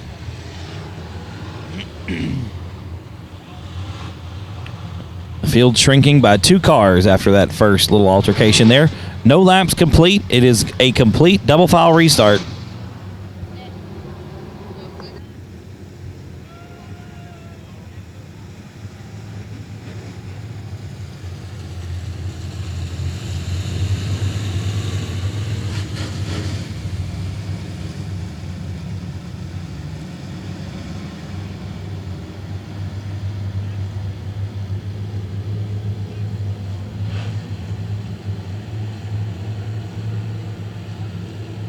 Lights are out, ladies and gentlemen. We're going to be going green. This time at a turn number 4. Garrett Rawls going to start this thing from the inside, trying to get to the top of the racetrack. Not going to happen. Coming into turn number 1, the B4 of Jared Baird going to lead the field out of turn number 2. Rawls in 2nd. Same story into turn number 3. It's Baird out front. Tipped. Oh, we've got 2 cars around in turn 3. Matt Dosher gathered up again. Just at the end of it, we are going to go no-go logo. Yellow flag going to come out. And that was the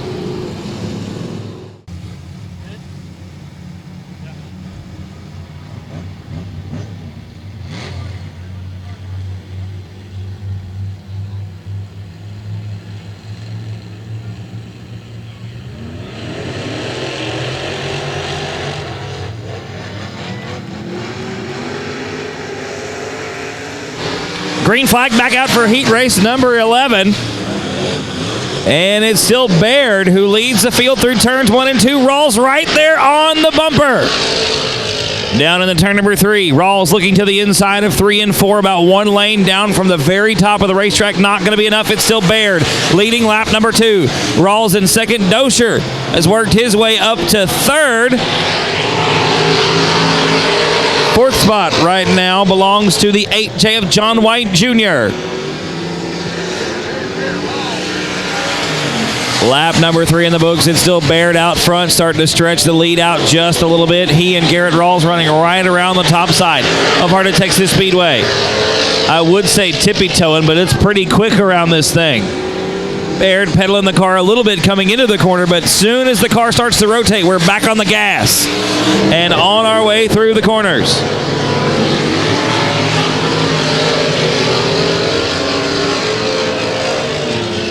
It's still Baird out front. Rawls in second as we come to halfway there. 5 down, 5 to go. Third spot, John White Jr. Hamilton is in fourth, and Matt Dosher has slipped back to fifth. Jared Baird, pretty much no challenge so far in this heat race. Heat race number 11 to be exact.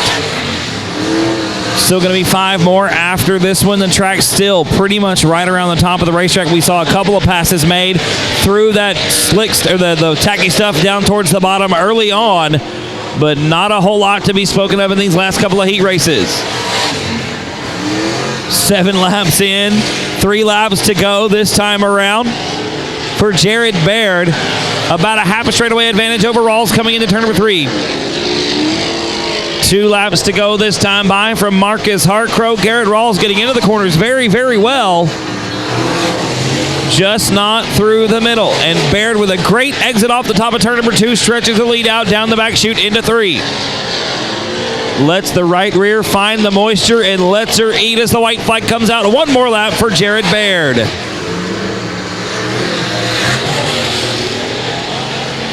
Out of turn 2 for the final time. Down the back chute into 3 once again. This time was the leader. Now the winner, Mr. Jared Baird, driving the B4. Garrett Rawls going to come in second in the 4G. Third spot going to go to John White Jr. in the 8J. Fourth will be Tim Hamilton in the 11T. And Matt Dosher going to round us out in the 3 car in 5th spot.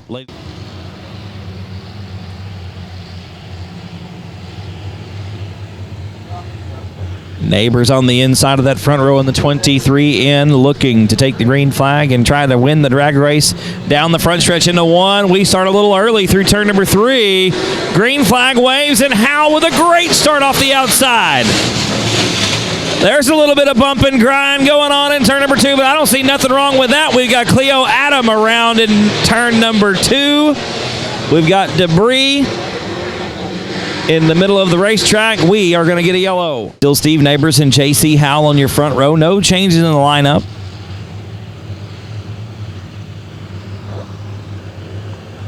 But we're going to try it one more time here in heat race number 12. Green flag back out. We are back underway. And Neighbors this time with a much better start makes his way to the top of the racetrack, but Howell battles back on the bottom and leads down the back chute into turn number 3. Still J.C. Howell leading the field out of turn 4. Neighbors going to have to settle for second as we complete lap number 1. Good battle for 4th right now as we've got one around in turn 2. It's the one machine of Tim Linares. Tim going around. We're going to stay clean and stay green. That's going to give 3rd spot to the 63X of Frank Groves. Good battle shaping up for the lead still with Neighbors looking. Oh, we got a yellow for sure on the racetrack this time. Yellow flag coming out on the racetrack for the 0M of Alan Morgan. Be Ruffin rounding out the top 5.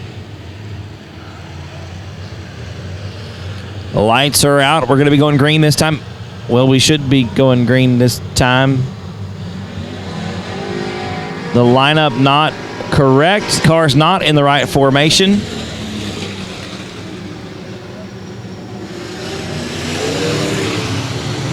We need them double file behind the leader. J.C. Howell, the only car in a row by himself. Out in front of everybody else. And then it's Steve Neighbors inside that first double file row alongside Tim Linares in the one machine. There's a better start. Green flag is out. We're back underway with 1 in the books and 9 to go. Howell leads the field down in the turn number 1, trying to stay out of the slick stuff right around the bottom of the racetrack, and we've got one around in turn 2. It's the 17 machine. Michael Marashirka gets it pointed back in the right direction, fires it back off and rejoins the field with Howell leading lap number 2. Once again, using the moisture to his advantage to the bottom of turn number 2. A great slide move for the 103 of J.C. Howell. Very smooth around the bottom of the racetrack. Slides up just a little bit to shut the door on Steve Neighbors. 3 in the books and 7 to go. Neighbors in second spot trying to move down. Don't think it's going to work out for him. Having to pedal the car way more than he wanted to. And the 23 in searching for the grip around the top side of the racetrack. It's still Howell out front. Neighbors in second. Linares is third. Ruffin fourth and Groves in fifth.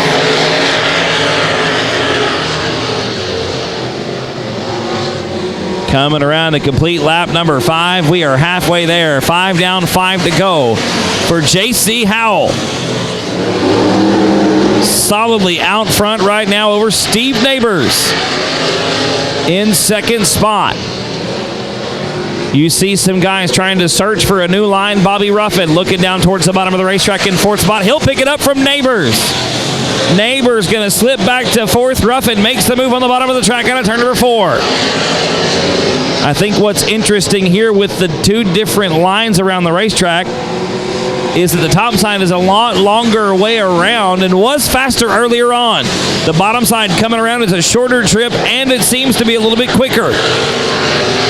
Too much potential of sliding the car sideways and losing momentum around the top side of the racetrack as we come to complete lap number 8. 2 more laps to go for J.C. Howell.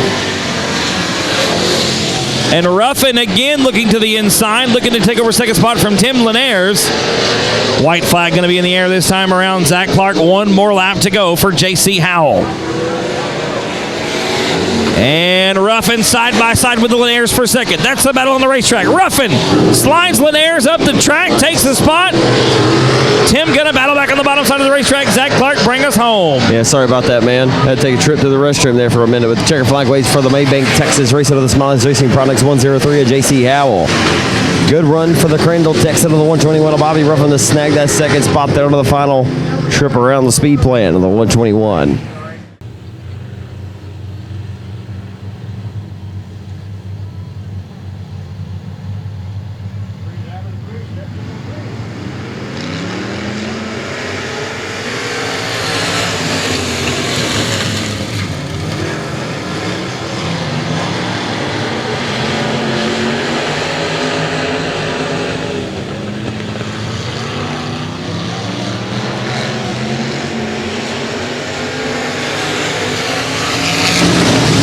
Underway in limited modified heat race number 13.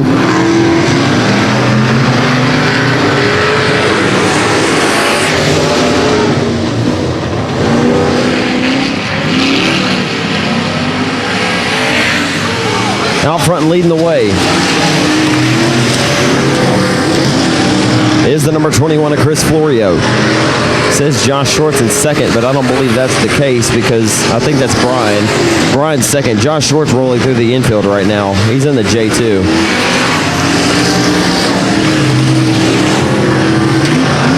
So Brian should move up the monitor up to second here just in a moment. As to the middle point of 3 and off of turn number 4, Brian Short holds on to second.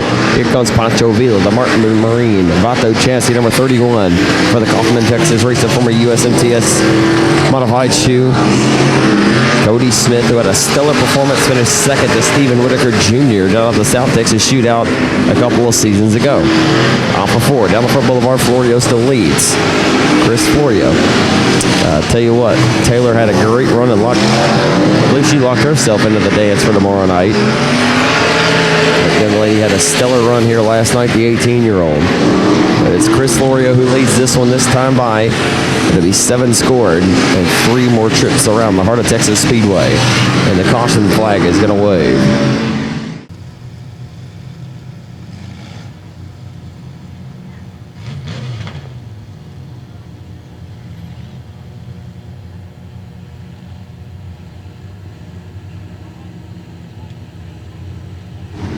Okay, I'm all dosed up on some Tylenol and ibuprofen now. Should be good. Doesn't mean I'm sick. My back's just kind of hurting. I'm not going limp on you folks. Here we go. No whip. We're back underway. Into with turn number 1. 2X show us some pressure. The 31 going to show some pressure. They're short there for the second spot. And the 31 is going to come up short to short. Down the back straight into turn number 3. Brian Short holding on to the second spot, but for how long? As here comes the Martin Marine 31. He's going to throw it in front of him. And he says, I have to ruffle up my quarter panel Bobby Pierce style to get the job done, but whatever I have to do, I'll do it, and I'll do it well. And he'll set his sights now on Chris Florio, but the tick-tock goes the race clock. As I say, center of the hourglass is ticking away here. It's the final time in a 1. So 1.5 laps to go when the 21 meets the midpoint of the back straightaway.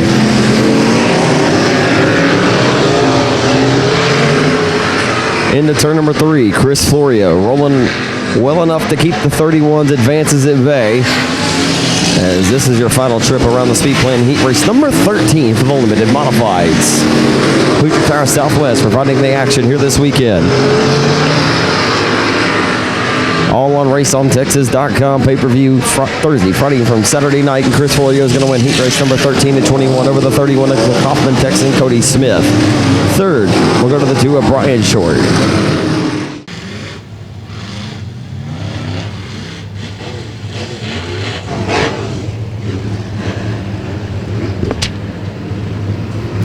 Heat race number 14 on the pole is going to be Josh Landers out of Mesquite, Texas, alongside Kevin Sestair to the Can by Mize, number 71K Smiley's Racing Products entry.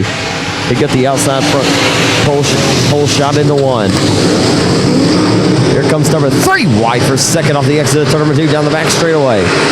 Keep your eyes on the freight train from Farmerville, the B75. The gold letter B75 as one crosses up right in front of him. He straightens it back out. That's the 18. Look out, Bebop. That, oh my goodness.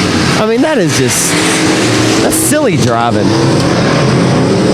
Watch Brandon. He probably might give him a shot there. Brandon Ball just got freight trained by the number 18.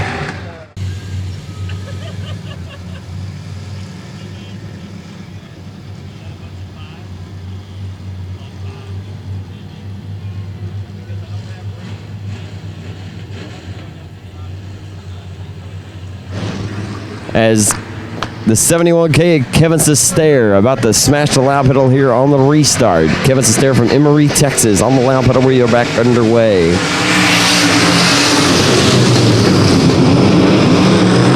We're going to go door to door here for the second spot momentarily. Brandon Ball going to throw his hat into the ring and look to advance, and he will, or he'll try.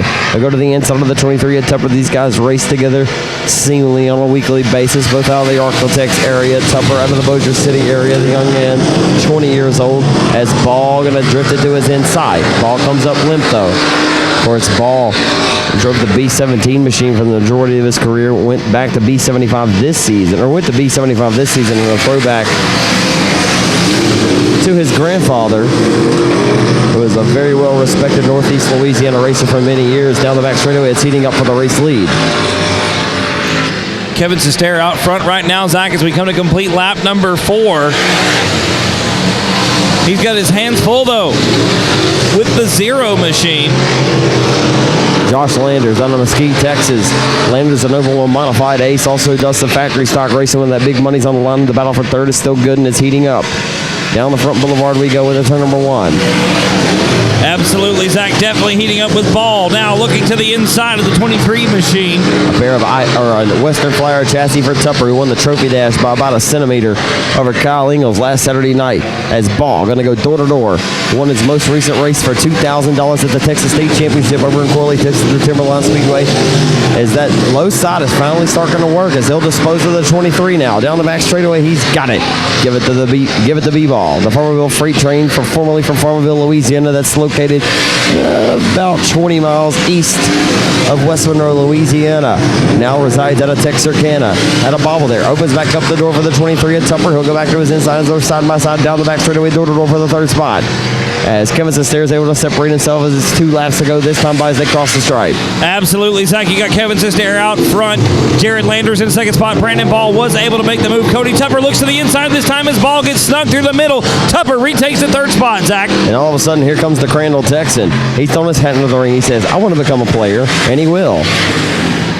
Move 3 off of turn number 4. Jason Gore's turned the quickest lap of this race, and you can see why. 16.211 lap time, and he's all over the tail feather, or the tail tank of the B75 now down the back straightaway. Final time off of turn number 4, receiving a face full of checker flag is the very well-respected veteran racer of the KR Promotions, Cam by my 71K of Kevin Sestair from Emory. Second, we'll go to the Team Richardson chassis number 0 from Mesquite, Texas, of Josh Landers. Third, we'll go to the 23 Western Flyer chassis and Virovac Harmon's Auto Body number 23 of Cody Tupper out of Bossier City. Fourth, we'll go to the Alvin Ball Performance Bubba Green Towing B75 of the Freight Train from Farmerville, Brandon Ball. 8 cars the field, 10 laps the distance. Lights are going out this time. We're going to be green on turn number 4. Bobby Beatty, Cody McDowell, row number 1. Should be side by side through turns 3 and 4. The green, oh, we've got mayhem already.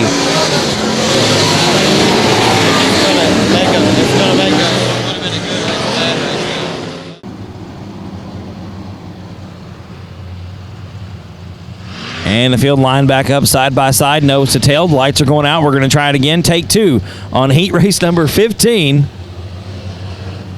Here at Heart O Texas Speedway for the limited modifieds night number 2 of the Southern Nationals. Much better start that time. Green flag is out. We are underway. And Beatty Lee. Oh, and we've got 2 cars around. And oh, Jonathan Powers, the first one to come around. That's a parking lot there. big hit from Thomas Blackwell. That's the yellow car pointed alongside there, and that's Melton. Dale Melton. Dale Melton in the 39M, yeah.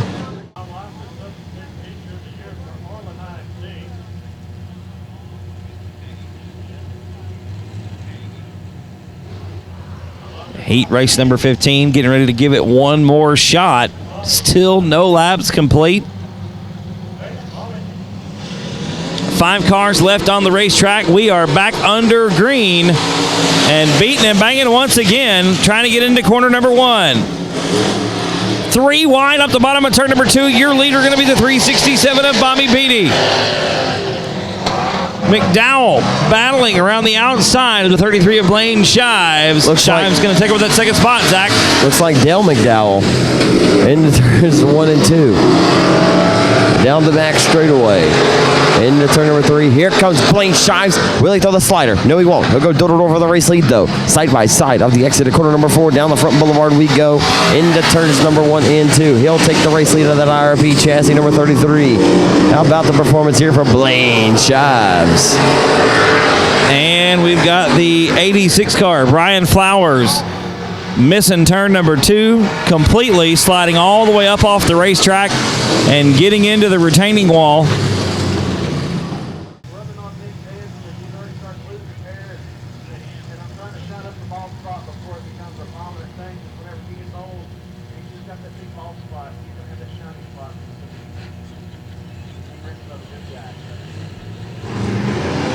Lights go out. Blaine Shives ready to smash the lap pedal off of corner number 4. We are back underway here down on the front boulevard.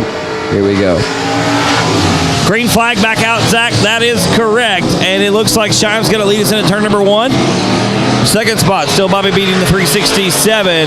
Third spot is the G2G of Cody McDowell. And then rounding out the field, that looks like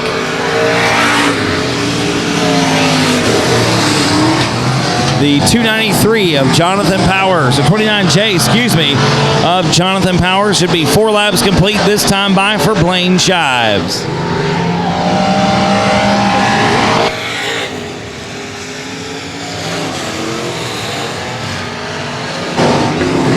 Blaine Shives down the back straightaway into turn number 3 has a commanding advantage over the rest of his competition. Once again to that Texoma Auto Care, Rendon Trucking, Moran Trucking, Watermark Custom Homes, Moran Glass, IRP chassis, number 33. Over here, second place driver, Bobby Beatty, who is behind by 2.594 seconds that last time by at the line. And a lot of ground to pick up in this one, as we were only 6 laps scored that time by at the line. Still 4 more trips around the Heart of Texas Speedway.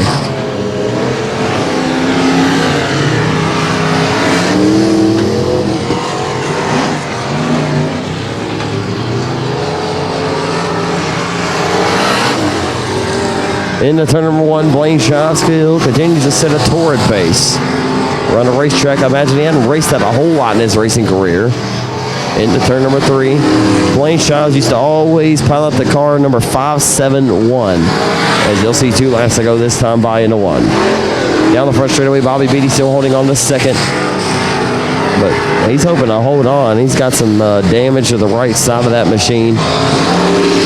Yeah, sounds a little sick as well when you come around here. Bobby Beatty's machine not 100% for sure. Blaine Shives taking the white flag. Zach, 1 more lap to go around Heart O Texas Speedway.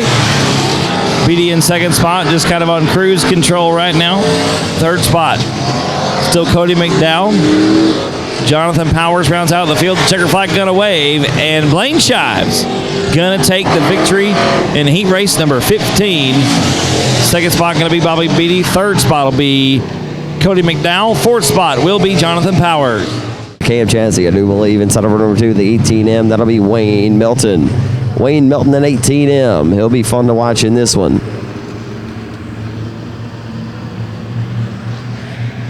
Outside of Wayne Melton, it'll be Bryce Reed. Inside of row number 3, it'll be Jack Barfield Jr. In the Big Race Promotions 115, Dustin Butcher. The Butcher out of Corpus Christi, Texas, driving the Church's Chicken. And they're going to try to go 3 wide. Butcher thought better of it. Had to get on the binders down the back straightaway into turn number 3. Butcher, Eric Luttrell in the 11. And around goes the 12.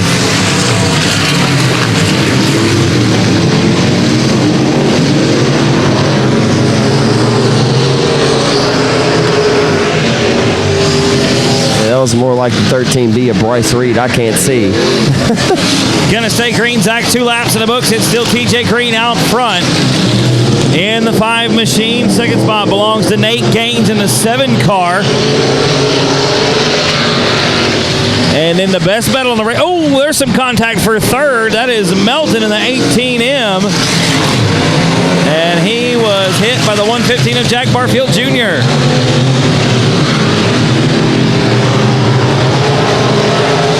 Right now, the 33R of Mike Reed now challenging Melton for that 3rd spot. Barfield in 5th. Butcher is 6th. And Luttrell in 7th with 4 laps in the books and about 5.5 to go for your leader, TJ Green. TJ Green setting a torrid pace here around his home racetrack tonight in that Cam Chase Holland Motorsports chassis number 5. Down the front boulevard, he continues to lead. As we're halfway in, halfway to go, the 10 Abel Struffing. Number 7 IRP chassis of Nate Gaines and the caution waves. For Wayne Melton driving the Western Flyer race car. Charlie Allen Roofing, Jason Troutman Enterprises, Bulletproof Products, CarQuest.com. Something planned for us. I don't know what they're going to do about the All-Star race or anything. Haven't heard anything yet. Oh, hell. Chase says something about me going to the front straightaway to do it. I don't know.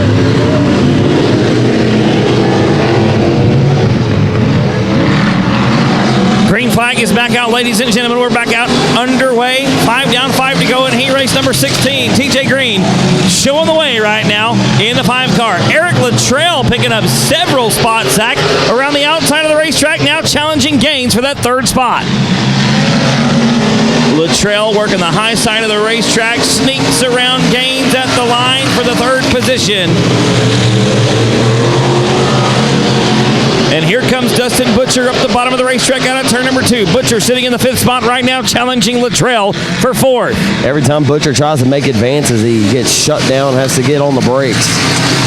Barfield's all over his tail tank in the 1 and 2. Butcher, South Texas Speedway track regular, as that time the 115's digging around the hub of the track as they both got to run on the 11 of Luttrell. So the 90 will get disposed of there. Jack Barfield Jr. rolling pretty well here off of turn number 4. They get around the 11 of Luttrell and the 90K of Butcher. And the Butcher will go by Luttrell on the bottom side of the racetrack. And he's got it. Give it to Dustin Butcher. The white flag waving this time by Nick Robbins. Absolutely, Zach Clark. 1 more lap for your leader, TJ Green. It was a heck of a move by Jack Barfield. A textbook slide job, really. Sliding up, closing the door on Luttrell. It's Green out front. Dustin. Dustin Butcher hangs it out to dry on the top deck in turn number 1. The checkered flag is going to come out. This one is in the books. Hate that for Dustin, man. He had a good... Not a bad run going. No, anyway. had a good car, just couldn't find the way around some of the other drivers on the racetrack. TJ Green picks up the win. Chris Shaw and Sean Graham going to lead them to it out of turn 4. We are underway.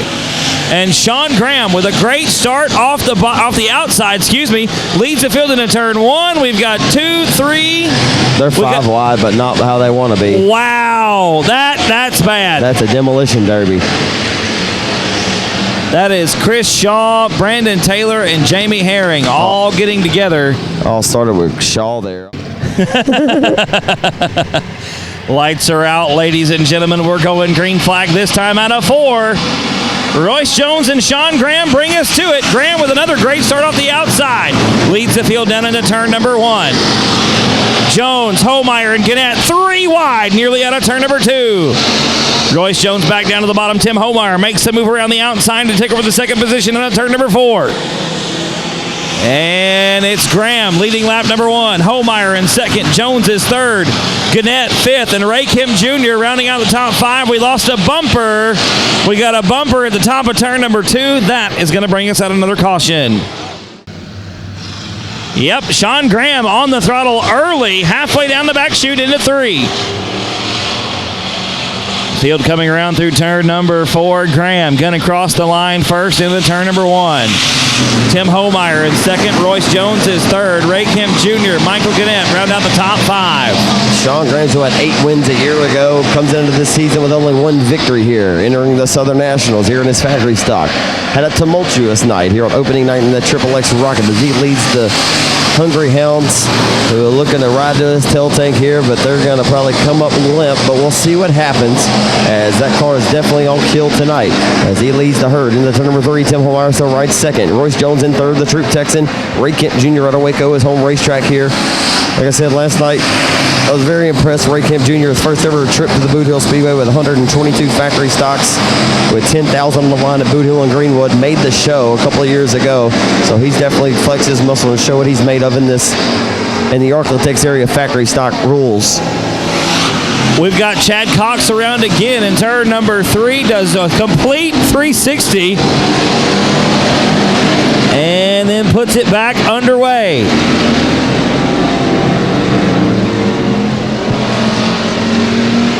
Five laps in the book, still Sean Graham out front. Tim Homeyer in second. Royce Jones third. Ray Kim Jr. fourth. The battle right now is for 5th between Michael Gannett and the 21 machine. Gannett going to surrender the position, the 21 car right now. I believe that's James Holder, and if it is, that's a heck of a drive. James started 14th on the field. Once again, top 3 cars going on to tonight's A main event right now. That is Royce Jones sitting in bump spot number 3. 5 to go from flagman Marcus Harcrow. A 12-lap affair here for the B mains.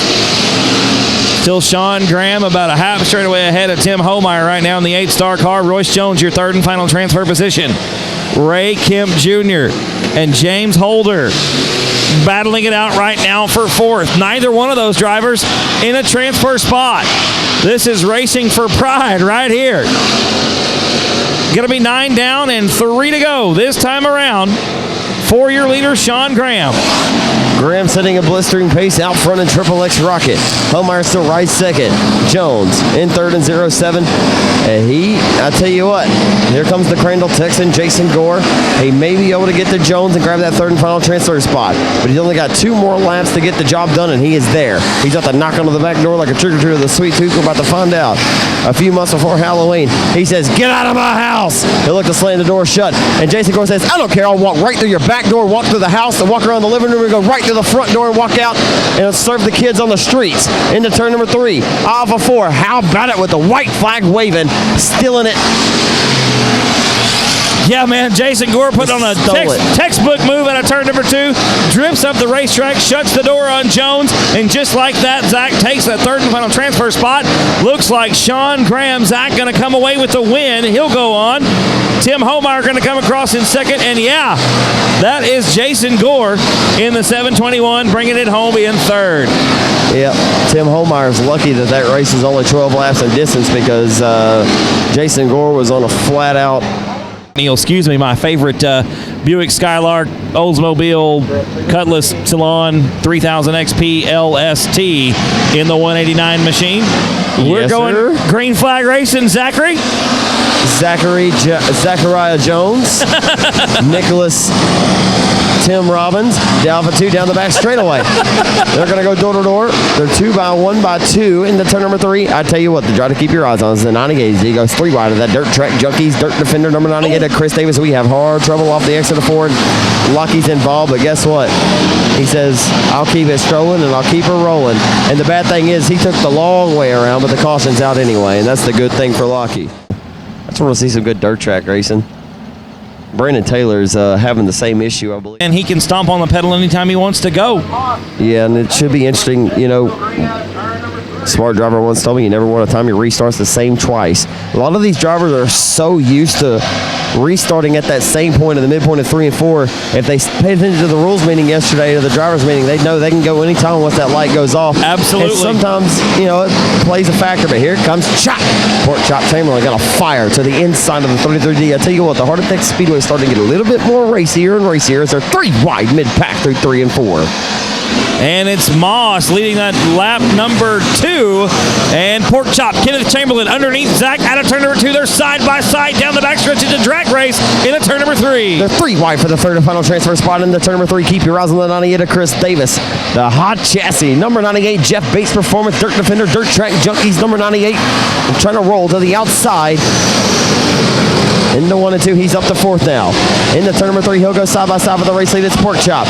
And a few tangling at the tail, but who cares? And Pork Chop Chamberlain just lost the left rear and he goes around. Oh boy. Kenneth Chamberlain going to park at the bottom of turn number 3. Man. We'll get a caution. Caution going to come out, Zach, like you said, whenever Moss wants to go.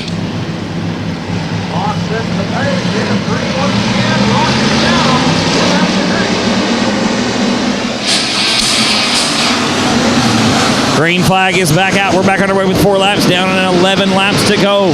Look at Chris Davis up to that second spot in the 98 machine. We've got one down through the infield, but we're going to stay green, Zach. And Nicholas Kirby took it for a roll and for a stroll there. Down the front straightaway, I tell you what, Chris Davis, no relations to Terrell Davis, and Dylan Moss, no relations to Randy, as they're 3 wide back here for 5th down the back straightaway. Cundiff is faded out of that top 3 transfer spot as they are door to door. Keep your eyes on that all red number 24 Miles Motorsports entry, the PTS power plant underneath the hood, singing a song built by John McLemore. PTS, what does that stand for? Power to spare, baby, out of Minden, Louisiana. Built some of the best power plants you can provide underneath one of these factory stocks and limited modifieds. As the 24 back mired in the 5th spot, he's got 2 more spots to pick up, but never count out Bo Perry. And like I say, Bobo's trying to put a Band-Aid on his competition. For what it's worth. I like it. He's a good kid. I like it. And Look at Chris Davis, Zach, with a run off the top of turn number 2, right into the tail tank of Moss as we come into 3. And Bo Perry, he is rocking and rolling around the speed plant right now. And it looks like Davis has taken over the lead from Moss, but we've got a car slow down the front stretch. It's Cundiff right here making a hard right turn off the racetrack in the 93 machine. Jason Cook holding on the 3rd still, but Bo Perry up to 4th out of Bossier City, Louisiana. I tell you what, he's going to maybe need a caution, but Bo Perry is undoubtedly one of the quickest cars on the speed plant right now. Lap times. Oh, we've got 2 around in turn number 2, Zach. It is Justin McNeil. Both do this stuff themselves, and Chop's obviously upset. He heads to the pits, and we're back green flag racing. Oh my goodness, there. No, this got nasty as a wheel cover came off in the middle of 3 and 4, so we'll get another caution on the racetrack, I imagine. 5 has a right rear flat tire. Yep, that's the cause of the caution there. Blown right rear tire for Sean Hill in the 504. As we stay green, though, apparently that, oh my goodness. Well, those mud flat, I mean, those dirt defenders are pretty much tear-proof or break-proof. call them bulletproof, I guess. They're not arrow-proof, I'll tell you that, because Kenny Montgomery proved that. Yeah. White flag in the air for Chris Davis in the 98 machine. About a half a lap left to go in B main number 2, Zach. Chris David with RaceOnTexas.com behind the lens here for this one as Chris Davis going to take the victory in 98. Second spot, going to go to the 504X. Justin Cook. And in third spot was Dylan Moss in the 33D. Those are your top 3 transfers. Davis, Cook, and Moss going on to the A main tonight. Shane Purdy in the 77X. All you women that are watching back at home probably know what I'm talking about. One of the more popular women lady songs of all time. James Thompson, the Mod Mafia. Thompson Motorsports, best engine powered outlaw chassis number 85. As they fan out and go 3 wide all the way at the tail here on the start. Down the front straight away we go. Nick Robbins. As look at the 78 go way high, wide, and handsome. Wow. Grandpa keeps the moonshine way up there. He don't even keep the bourbon near there. They're door to door for the race lead. They're going to go two by one by two into turn number 3. They're side by side for the race lead off of the exit of turn number 4. It's Hanson. But who's going to lead at the line? It's a dead heat. I don't know that I want to call that one, brother. What's it say on the time there? It says, wow, 0.019. That was the difference at the stripe. Yeah, it's as close as it gets. And a half a cat's whisker, literally. Yeah, Lance Hansen out front. It's Barry in second. Third spot is now Jeffrey Abbey with a move on the bottom of the racetrack like that. I think it's coming around and getting good, Zach. The bottom is starting to shine. Oh, that's good. It's delicious. I'm starting to feel it. Off of 4, down the front boulevard. Here comes Abby, the Comanche Kid, into turn number 1 with 15 wins this year, or 16 wins this year at 7 different tracks. He rocks and rolls down the back straightaway. Finished second last night to Justin Whitehead of the main event for the factory stocks. Your third and final B main event, Nick Robbins off of turn number 4. Lance Hansen has a sizable advantage at the flag as he heads off into 1. Absolutely a straightaway advantage over Barry in second spot. Jeffrey Abbey, Kib, Barry, all he can handle right now. You called it, man. I love to see that this racetrack is, these guys are actually running through the moisture now, and they're running on the asphalt pull-off tire. So that's a good deal. They're going to get that stuff ran in very well. That's a good thing about this tire. It really rolls into racing service pretty well. So we'll see what happens here. I think it's really getting a little bit better on the bottom, especially over here in turns 1 and 2. Saw some pretty good passing over there in the early laps of this race. We're 5 in. We've got 7 to go. Actually, 6 and 6 right now. And when it matters the most. Well, the heat races were very, very important for how you start in these qualifiers coming up for the limited modifieds, but this is all on the line right here with the factory stocks. Like, it's do or die right now for Jeffrey Abbey and Dennis Bissonette, Zach. Bissonette says, I will not go home on the trailer tonight. I got to go A-main racing, and he'll fight it back to the inside of the young kid out of Comanche, Texas. Abbey slams the door shut and says, no, sir, but here comes Pretty. Shane Pretty, looking pretty. Into turn number 3, the 77X going to pull to the tail tank of the 818 off of turn number 4. That wasn't even intentional that time. Down the front straightaway we go. Yeah, Bissonette really had to get on the binders hard through the middle of 3 and 4 to avoid contact with Jeffrey Abbey. The 818 machine super tight right to the transition. I meant saying tail tank wasn't intentional. It really wasn't. But into turn number 3, off of turn number 4, down the front boulevard we go. Ryan Slott pouring up another shot into 1. Oh, and around goes Bissonette right in front of Shane Pretty. And Shane Pretty will have no choice but to come to a screeching halt there. The 818 gets refired, but the caution comes out on the speed plant. Gonna get a yellow with 3 to go, and that'll shake things up a little bit right behind Jeffrey Abbey. That was the battle for 3rd/4th. Bissonette trying to get underneath Abbey to take over that 3rd spot. Just got the right rear a little too far into the slick stuff, and around she went. Yeah, it looked like he had definitely acquired the fire there for a few laps, but unfortunately, his car tightened up on him, and he'll have to go home and put it on the trailer tonight. We'll see him on a dirt track Saturday night now. Yeah, Shane Pretty still sitting over there at the bottom of turn number 2. Going to try to get the 77X machine fired up and backed away from the bottom of the racetrack. As far as cars in this race, the quickest lap time has been turned by your second place driver of Matthew Berry with a 17.241 lap time. 17.241 lap time for your second place competitor. Jeffrey Abbey, the 5th quickest car on the track. He started a 17.883. That was back on lap number 4. We are on lap number 9 now. We'll go back green. It'll be lap 9.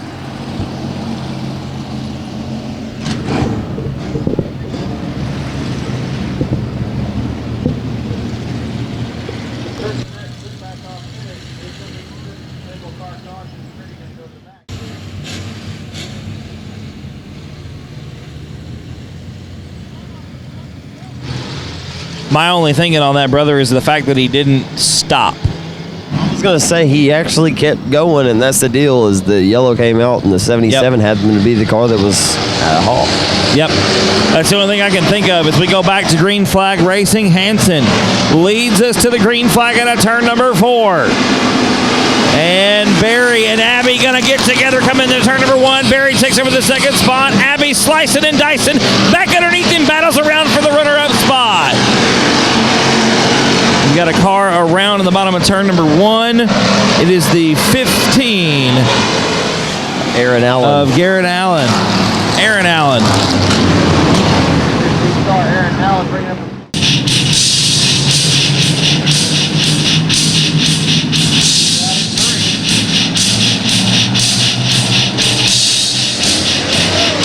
The bell tolls, folks, and the green flag waves. We are back underway here from the Heart of Texas Speedway in a wild restart. Oh, that's a hard hit in the front straightaway wall, and they are going to jam them up on the front straightaway. And that was Jeffrey Abbey getting in the back of Barry there. Sexton. I'm sorry. Why do I keep calling it? Well, because there's a Matthew that drives the same number. That's all I need to know. Wow, that was a very, very nasty lick on the front straightaway, and the Definitely. 11 of Bowden just crashed in. The 20 was as well. Yep, red flag condition. I enjoy coming to these big shows. I always enjoy racing with these guys over here. Chop, I'll ask you directly, I kind of asked your expectations. When I asked you, like I said, directly, what are your expectations this weekend? I know you'd like to win all 3, but first time here in a while, what do you expect? Can't really say. I just hope to make the A main all 3 nights. And then we'll go from there. And we'll go from there. Anybody on your race team you want to thank? Any sponsors? Anybody additional you'd like to thank for helping you out in 2017? Yeah, first my wife, my 2 kids for letting me do this. Michael and Lisa Jones, car owners. If it wasn't for them, I couldn't do this.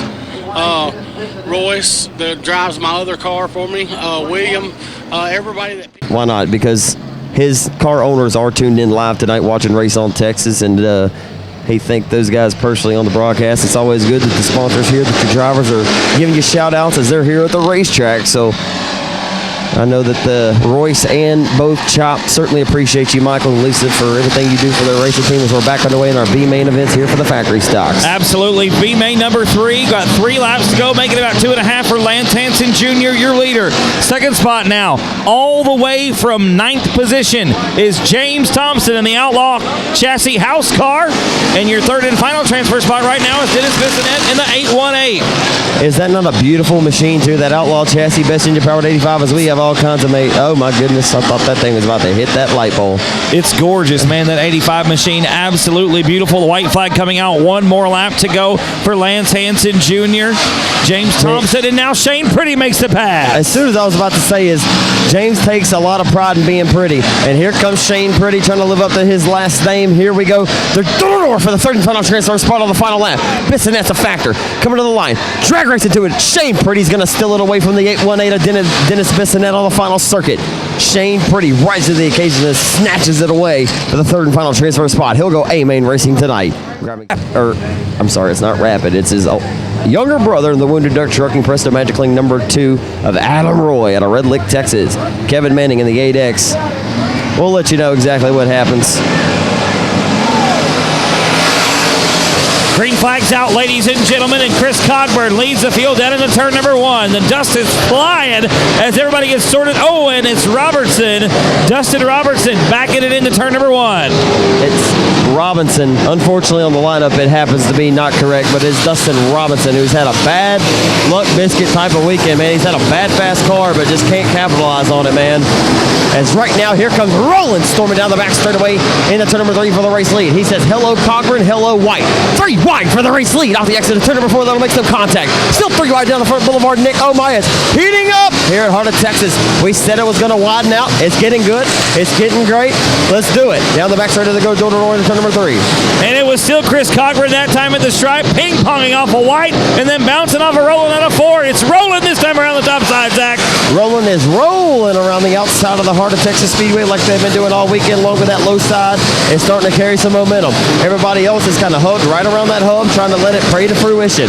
If more guys start getting on that bottom and kicking it in there, they'll start kicking some stuff up from the bottom up in the middle. The middle will get racy, and this place will be ultra competitive. As right now, Justin White all over the tail. Take the top 8 will transfer to the main event tonight. It's right now, and the 8th and final transfer spot is going to be the 37H of Garrett Higgins. And it's still rolling around the top side right now, 5 down in this B feature number 1. Chris Cochran sits in 2nd spot. White is in 3rd spot. It's Moran in 4th. Honish in 5th. Good battle for that 8th and final transfer spot. That is the 37H of Garrett Higgins right now, doing battle with a 9 dove of Shelby Williams. Shelby Williams right now has it as they go door to door, inching ahead by just about a foot. It was a 37H that time, but Williams going to take advantage down the back straightaway. Williams now on the 8th and final transfer spot. Higgins going to battle back to the outside of that ARE power plant underneath the hood of that Moser race car. Absolutely, Zach. Still Williams hanging on to that right spot. in front of transfer. They bottle up. Sorry, Nick. No, you're good. Absolutely all kinds of action all over the racetrack. We got a great battle shaping up back up front for the lead. It's still rolling right now, but Chris Cochran has found something on the bottom, Zach. The 2-time and defending Southern Sport Mod champion at Heart of Texas Speedway challenging for the lead. Garrett Higgins is, right as Garrett Higgins got back around Williams, that makes some contact to the back of Justin Neighbors of 28J. And Williams is around in turn number 4. Shelby Williams goes around to the 9 dove. Going to bring us our first caution with 8 laps down. Double file behind your leader, Kevin Rowland. They're going to be side by side, nose to tail. The lights are going to be going out. Rowland can stab the throttle whenever he feels like it.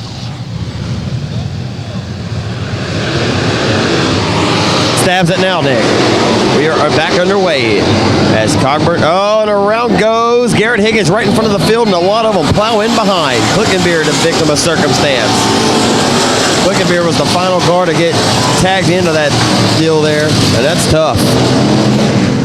Yeah, when there's not really anything you can do about it. The same thing for the 75 of Danner Shipman. Higgins goes around in the middle of the corner right in front of the whole field. And Marcus Harcrow.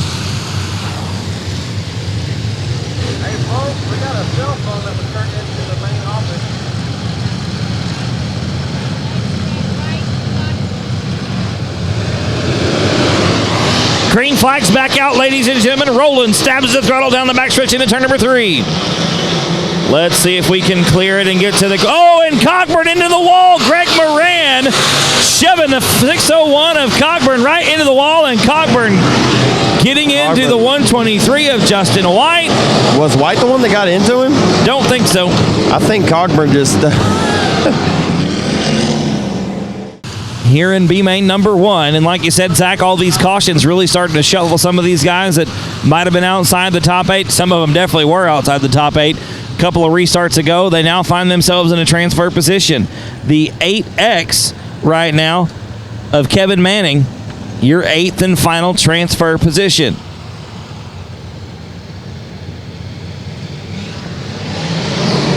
Green flag is back out. We're back underway.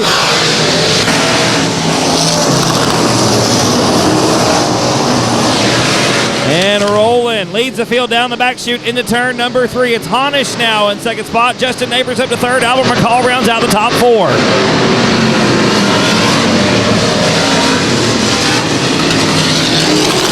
Right now, you're top.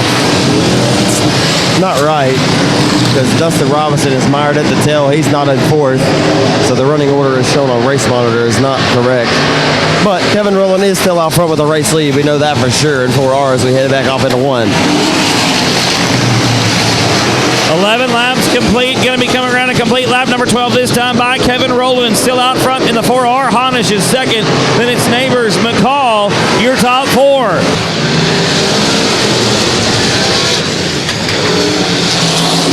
Fifth spot is Brantley Beatty. Then it's Adam Roy in the sixth position. Seventh belongs to the 68 of Brandon Watson, I do believe it is. So we get 2 to go.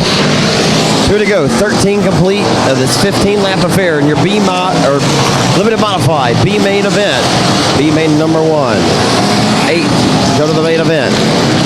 And right now, 1, 2, 3, 4, 5, 6, 7, 8 spot is occupied. I believe it's the 8X of Kevin Manning sitting in the bubble spot there, Zach. White flag has been shown for your leader. James McCreary's coming, though. McCreary going to have one more shot as Rowland takes the checkered flag. He's going to get that shot. He drives it deep into turn number 3 to the inside of Kevin Manning for the final transfer spot off of turn number 4. He's going to smash the loud pedal off of 4. He's going to come up lift, though. Comes up short. Kevin Manning gets the 8th and final transfer spot. Brandon Watson transfers the deuce of Adam Roy. Should be going green this time by as they have the field formed as they're ready to storm into turn number 3. A tough break for one of them already on the start, unless, well, couldn't tell who that was. It was a car from a previous race, obviously. Not sure what the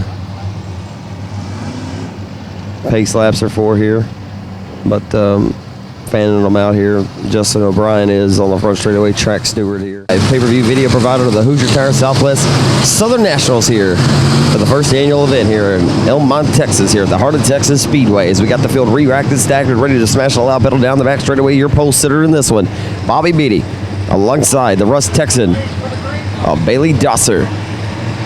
As on the loud pedal is Beatty. Here we go. We are underway. Nick Robbins as they head off into 1 and 2 for the first time. Green flag is out, Zach. Like you said, Bobby Beatty with a great start off the bottom of the racetrack. Looks like the bottom going to be the way to be now. Dosser got railroaded out. Bunch of bumping and banging towards the back. We got 26 cars on the racetrack taking the green flag in a B main. 15 laps the distance. Only 8 of them going on. Dosser got a shot in the tail tank on the opening lap into 1 and 2. Now he's going to have to roll the outside. Everybody hugging the hub in this one, interestingly enough. As they're 3 wide near the tail, there's all kinds of decent battles going on. Right around transfers where all eyes should be right now, off of turn number 4. Jason Gore right now sitting in that 8th and final transfer spot. Zach in the 25C. Going to be doing battle with Matt Dosher here in just a moment. Yeah, your second place car got together with the 2C there as he somehow holds on to second, Dukes of Hazzard style. Oh my goodness. 148 just rolling through the infield here. We've got some debris at the top of turn number 2 now. That's going to give us a caution for sure. Garrett Gregory, just the Tomball, Texas racer. So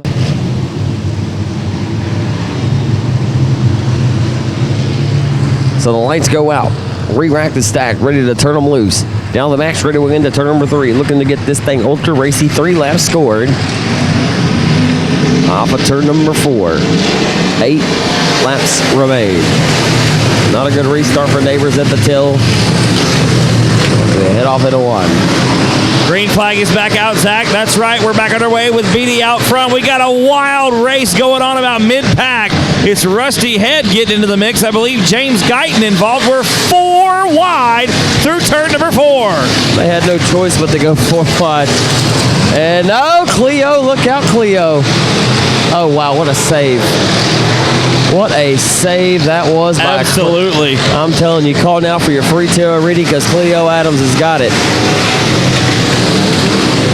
Looks like the 7 machine. Yeah, Nate Gaines making the hard right turn off the speedway. We've got Steve Neighbors, excuse me, and Rusty Head pulling into the infield as well. Tough break for Nate. He won't be making any more gains in this one. And no, not anymore after that. And there goes the 2 machine at the bottom of turns number 1 and 2.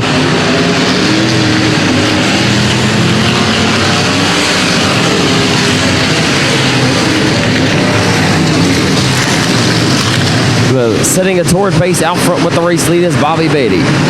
Riding in second is still the Tomball, Texas racer Garrett Gregory. Gregory leads holds on to second off of turn number 4 in that Performance Graphics CBR Racing Shocks 148 car. John White Jr. there in the 8 machine, taking over the 3rd spot from Jason Gore. Gore slips back to 4th. All 4 of those drivers, like we said, have transfers into the A feature, one of the A qualifiers this evening.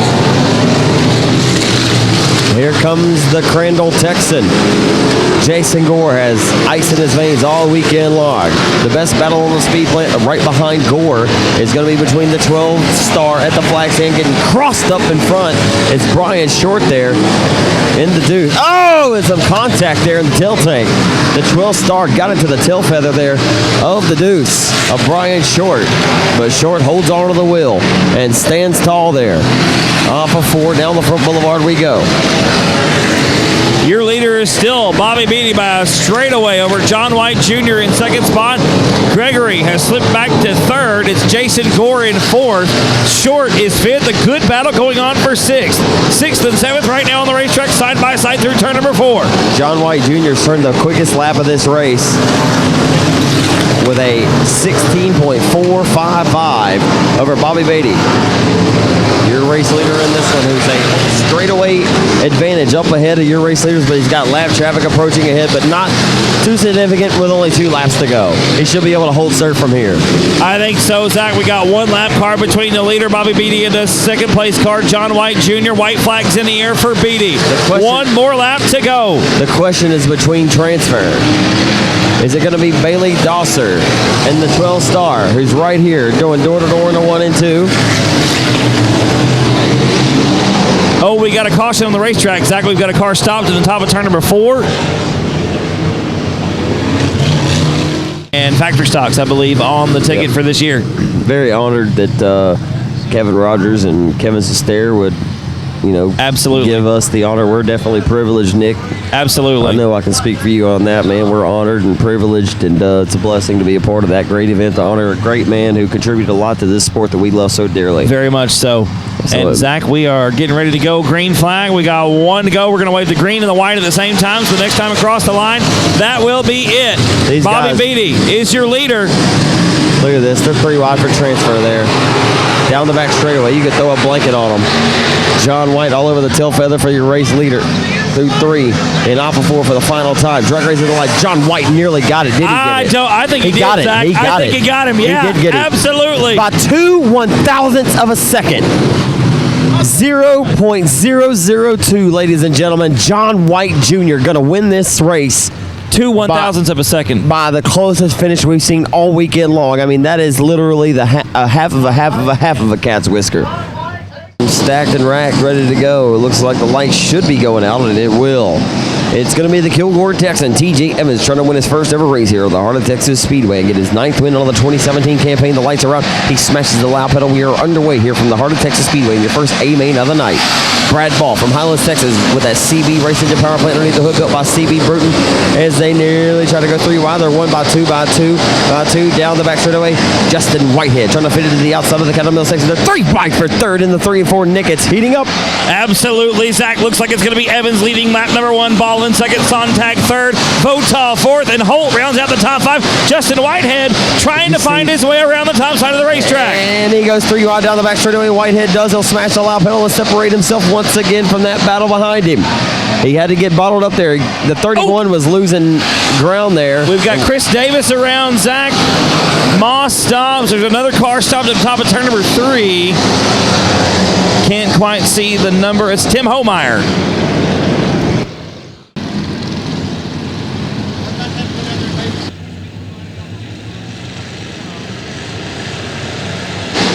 Green flags back out. Zach, we're back on our way with 2 laps down. And it's going to be Evans leading us into turn number 1. But look at Jeff Sontag, a great restart, and the 73 is up to 2nd spot. And they're 3 wide for 4th, 5th, 6th down the back straightaway. Can Justin Whitehead find a way? He's got to find that top tiptoe lane around the outside of the racetrack, and right in front of him, the car loses a little bit of a handle. They'll go 4 wide nearly. Whitehead thought better of it. Or no, he didn't. He says, I'll take what I can get. He'll go to the inside of Sessions here as they go 3 wide again. Votaw, Whitehead in the middle, and the sandwich was the 7 of Sessions. In the 3, they're door-to-door for second. And here comes Justin Aubrey. Going to slide up in front of Sessions off the exit of corner number 4. Down the front boulevard we come. Nick Robbins into 1. Absolutely, Zach. You got to look at the 36J machine of Justin Whitehead. It's working on the top side. It's working on the bottom side. It's working through the middle of the racetrack. Man, it's everywhere. What I'm pointing at right now is trouble. Sean Graham has absolutely hit a setup tonight. He was coming. He was about to pressure and maybe dispose of the 36J, but Whitehead's now filling it. Down the front straightaway. Don't count out Sean Graham, though. Sean Graham had a tumultuous night last night, and he definitely wanted to show back up and show what he was made of here in the heart of Texas. Graham definitely looking for redemption tonight after an abysmal evening on Thursday. Sean Graham trying to find something to save the weekend here on Friday night. As we are heating up for the race lead, they're side by side. Bo Day and TJ Evans out of Kilgore Kent's going to go side by side. They're side by side for 4th and 5th as well. Down the back straightaway in the turn number 3, they're still door-to-door for the race lead. And Whitehead going 3 wide for 4th, 5th, 6th off the exit of corner number 4. He had to get on the bonnets and think better of it there. Which lane will he find? But they're still door-to-door for the race lead. Absolutely, Zach. Bo Day making the move on Evans out of turn number 2. Day at the top spot. It's Evans in second. Sontag is third. We're nearly 3 wide once again. Justin Whitehead trying to find the best way around the 04 of Cameron Cook. Bo Day is finding some dig right around the bottom side of the racetrack right now. And he has turned the best lap of this race. Evans is hoping that outside line will come to fruition. As right now a 17.228 lap time being laid down by Bo Day, the quickest car, the second quickest car on the track. Guess who? Justin Whitehead with a 17.484. He's got to find a lane around the 04 of Cook. He'll dive to the bottom, and this time to the inside of Ball. Cook's there. They're trying to go 3 different lanes wide. Nick Robbins down the back straightaway and set their sights on the 73 of Sontag. Absolutely, Zach. We're going to be 4 wide in the turn number 4. Zach, Whitehead goes around. That's he may have had a tire going down, but that may be the most uncharacteristic mistake. But hey, they straightened him back out. He may have major damage, though. It doesn't really look like it, and right back underneath Cameron Cook. We're 3 wide on turn number 2. Sean Graham says, "Thank you very much. I'll be the beneficiary." He says, "I don't really see Justin Whitehead make that many mistakes, so I got to take advantage of what I can." Down the front straightaway, Triple X will blow by the 36J of Justin Whitehead. Whitehead may have more problems. We'll see, but man, he's got dig on that low side. My goodness gracious! It's a little bit snug off the exit, but you're right, Zach. The car getting into the corners brilliantly and using the transition very well. The car just a tad bit snug on the exit, though. Bo Day just turned his quickest lap of the race as he approaches lap traffic. Bo Day has put a straightaway between he and himself and the Kilgore Texan TJ Evans, who rides in the bridesmaids. 3rd is Jeff Sontag. 4th is Brad Ball. 5th is Sean Graham now. Whitehead to his inside. Whitehead trying to dig to the bottom, but Graham using that outside line of the momentum working to his advantage in Triple X Rocket, the WCH power plant underneath the hood built by Jamie Wells. Of course, best engine underneath the hood for the 36J of Whitehead, who won all 3 races he was in last night. The factory stock all-star, the A qualifier for the limited modifieds, as well as the factory stock main event. Down the front boulevard, he and Graham still door-to-door at the flag stand. Graham just gave the 78 a shot there. And Whitehead picks up 2 spots, gets around both Graham and the 78 of Ball, sets his sights down on the 73 of Sontag. I tell you what, though, Zach, you're looking for the leader. Bo Day's coming out of turn number 2 already, half a lap ahead of Justin Whitehead. He's already back. He's already almost back to the trailer, packed up and headed back to Caddo Mills. As we're rolling off the exit of 4, your leader crosses the stripe right now in 4. As right now, Whitehead's back up to the 3rd spot. I'm sorry, 2nd spot in this one. Third spot. TJ Evans still does ride 2nd. As around goes trouble. Oh, we've got a yellow on the racetrack. It is trouble. Sean Graham, Zach, like you said. That caution right there, though, to get that bottom side momentum kind of rolled in for you. If you're going down there. So we'll get Dylan Moss assisted off the speed plan here off the front chute. Dead last in both of them. He took the back road challenge and he came all the way from dead last to win both, and he passed Tech. As lights are going to go out, it's going to be the Caddo Mills Texan, Bo Day, who smashes his foot through the floorboard. We are back underway. The 2nd generation racer, the son of Jimmy Day. And Whitehead did not quite get the restart he was looking for because the 73 of Sontag peaked it. And here he comes digging. He'll dispose of 215 of Evans and go up top. Here comes Justin Aubrey. Not quite enough to pull to the tail tank. I say that. Here we go, Nick. Hey, man, down on the bottom of the racetrack I at don't 3 and even know, 4. bud. Bo Day is about to have his hands full. The car very snug off the bottom of turn number 2. Here comes Justin Whitehead right behind. About a half a car length separate the two. Bo Day driving in a little bit more aggressively, Zach. Let's see what Whitehead can do with the exit with 2 to go. 2 laps to go. We already know what Justin Whitehead's made of, but you're about to find out what he is really made of, ladies and gentlemen, if he can win this race tonight. He found out last night, winning 3 of them, but he gets a power run down the back straightaway into turn number 3. He'll dive it back to the bottom, and a push by Bo Day on entry, but not enough. Bo Day leads to the white flag. I believe Bo Day's going to be able to hold off Whitehead tonight. Final trip around the speed plant, Nick. We'll find out who gets the job done. Absolutely, Zach. Our final trip through turns 1 and 2. Bo Day still about 2 car lengths ahead this time down the back chute for the final time into turn number 3. Zach, I think you're right. The Caddo Mills Texan, Bo Day, going to hold off Justin Whitehead and take the win. Nonetheless, Whitehead started 10th tonight and rolled his way up to 2nd. In this case, on a Friday night special. Got a little bit to talk to Bo about in this one, but he definitely deserves a round of applause. This dude's a heck of a driver. Like I said last month, he wanted a mod, a limited, a late model, and a factory stock, all in about a 1.5 months' time, as he'll get ready to climb out of the machine. From Caddo Mills, Texas, give it up for Bo Day in 4. Bo, let's walk around the front side of the race car here for the race fans. Man, I tell you what, this car has been an absolute rocket all weekend long, but I tell you, you've had all kinds of bad luck last night. I'm sure it definitely feels nice to cash in tonight. Oh, yeah, it does. First, I got to appreciate Ronnie Welburn for letting me drive his car. We sold our car a few weeks ago, and I really appreciate him letting me drive that. These shows like this, it takes a lot of luck. It don't matter how fast you are, but if you don't have luck on your side, you're not going to do any good. I know they don't have a race sticker here, but Whitehead had worked his way from 10th up to 2nd. Were you worried at all about 36J maybe trying something to the inside or the outside? The car was pretty glued for you around the hub. Yeah, you can't always count Justin out. He's a good driver. We started side by side, and I figured I had to get to the front fast and just hold my line, and he was going to have to go around me on the outside because I wasn't giving the bottom up. How about the limited program this weekend? We didn't have so good of luck last night. We made the A tonight, so we'll see how we do. Best of luck to you, man. I want to give you an opportunity to thank anybody else out, any additional sponsors on your personal cars or anybody you'd like to thank. Express Fabrication, Ronnie, my wife, my crew members, Best Engines, Quality Intermodal. That's about it. Congratulations to you, Bo. Appreciate it. Bo Day, once again, ladies and gentlemen, at Caddo Mills, Texas, gets your factory stock main event win tonight here at the Heart O Texas Speedway on night number 2.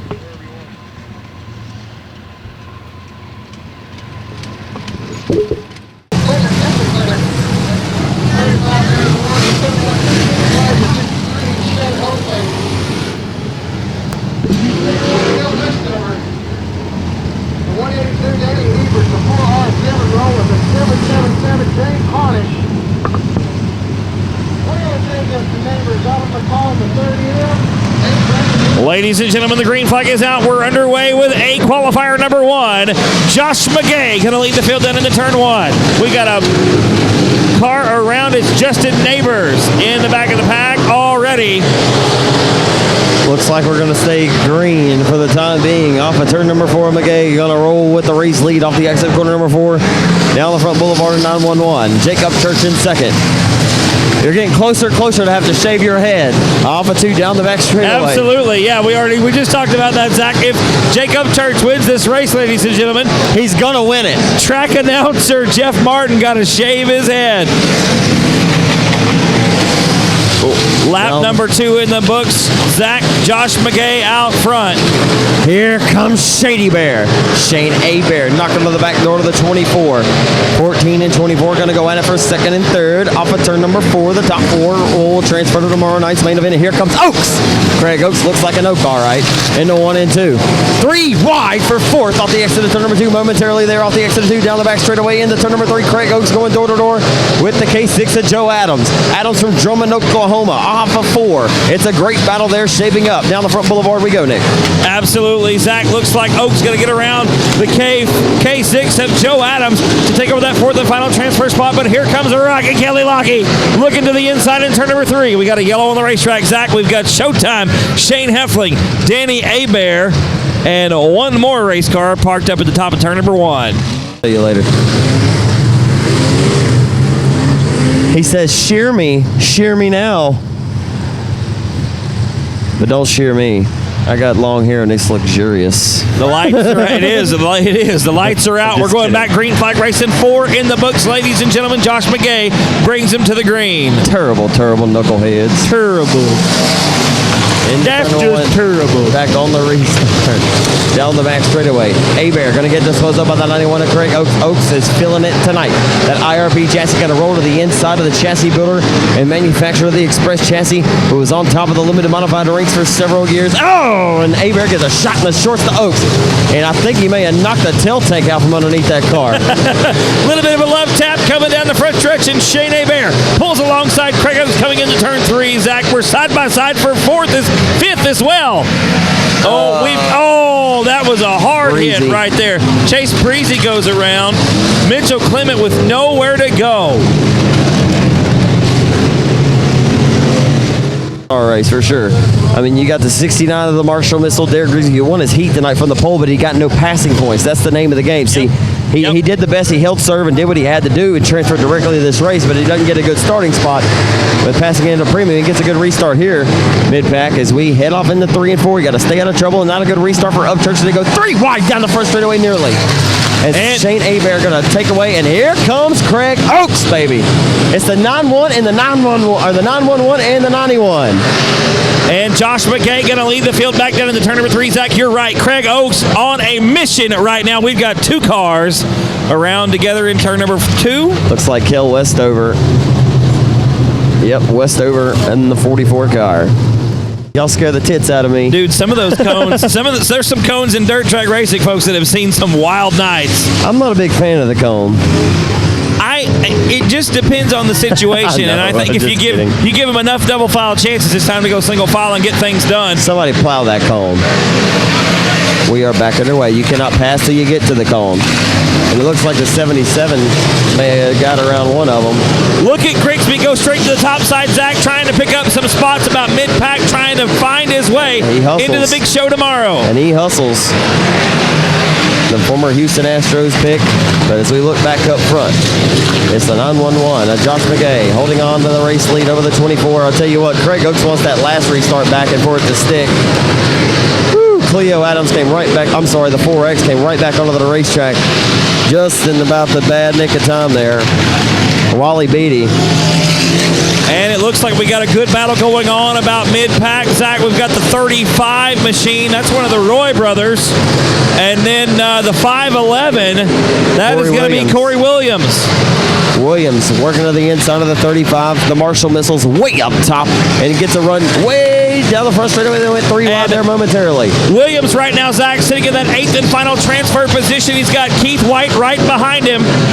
And Derek Grigsby, the Marshall Missile, up top.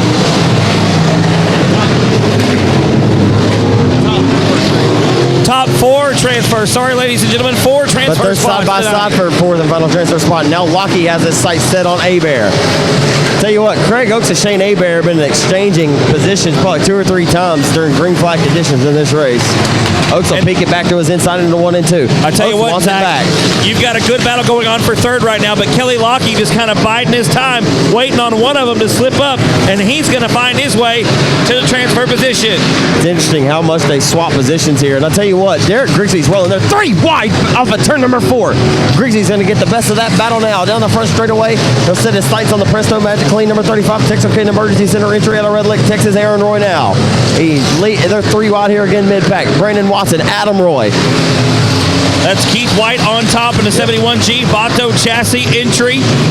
Running in about 9th or 10th position right now on the racetrack. As your leaders are all single file right now, the best battle is from 35-69 on back. Absolutely. You've got Derek Grigsby there in 8th position, 7th position. Corey Williams is 8th. Keith White 9th right now in the 71G. And passing points are still at a premium. You're still getting passing points for these races, by the way. So that's going to determine where you start up tomorrow in a B main. So you want to get what you can get. And your leader, Josh McGay, approaching lap traffic right now, Zach. It's going to get interesting real quick and in a hurry. Grigsby's got his car set up for the outside. He's already caught to the 35 of Aaron Roy. Aaron Roy. And it'd be interesting to see the lap times right now. Grigsby, Shane Hebert right now doing battle with Jake Upchurch for that second spot. Hebert trying to get down to the very bottom of the racetrack, almost the apron, if you will. We're 3 wide through turn 4 in lap traffic.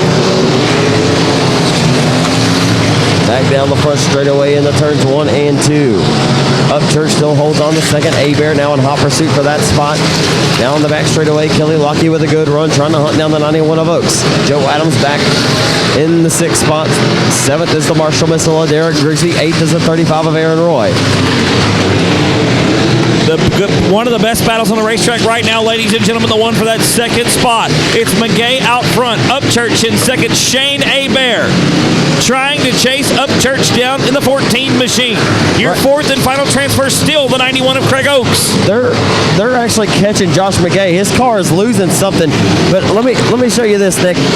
His best time in this race is a 16.557. That's a whole second and a 1.2 seconds faster than everybody else.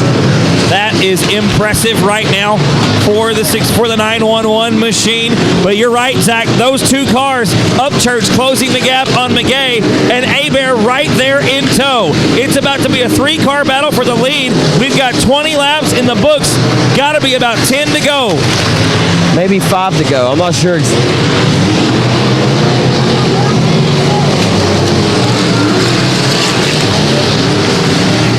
Still McGay out front, but look at it, Zach. You can throw a blanket over the top 3 cars. McGay right around the bottom. Upchurch in second. Hebert right there in third. It's heating up. Hebert all over the back tail tank, but he'll try maybe to the inside now. He has to think better of it. He gets on the binders. To the center point of 3 and rolling off at turn number 4. Still Josh McGay out front at 911. 2 to go, 25 laps the distance. Side by side down the front chute for second spot. Look at the dig of Hebert's 14 machine out of turn 2, Zach. It's a good one. And lap traffic is a major factor here in the late going, as a white flag will be displayed for your race leader to the 911, who's led every lap of this affair, Josh McGay in 911. But will his number become a factor here? That Ute tire is pushed out much far here as Shane Hebert wants more. Down the back straightaway for the final time. Bring us home. Oh, they're side by side through turn number 3 and 4. Zach, Hebert had a wheel underneath. It's going to be McGay with the win. Upchurch in second. Hebert going to come home in third. And Craig Oaks going to be your 4th and final transfer spot. And we're going to send it victory lane side down there with Zach Clark. Going to have a word with Josh McGay real quick. Once again, McGay will start second in tomorrow night's 60-lap, $10,000 to win main event here at the Southern Nationals.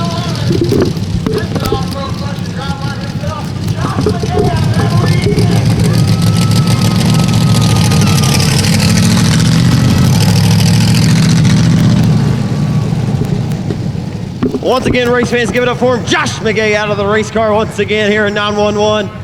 Josh, been a great weekend for you so far, man, but cashed in tonight. Last night, I guess, didn't quite go as well and didn't lock yourself in, but tonight, man, much different story for you in this race team.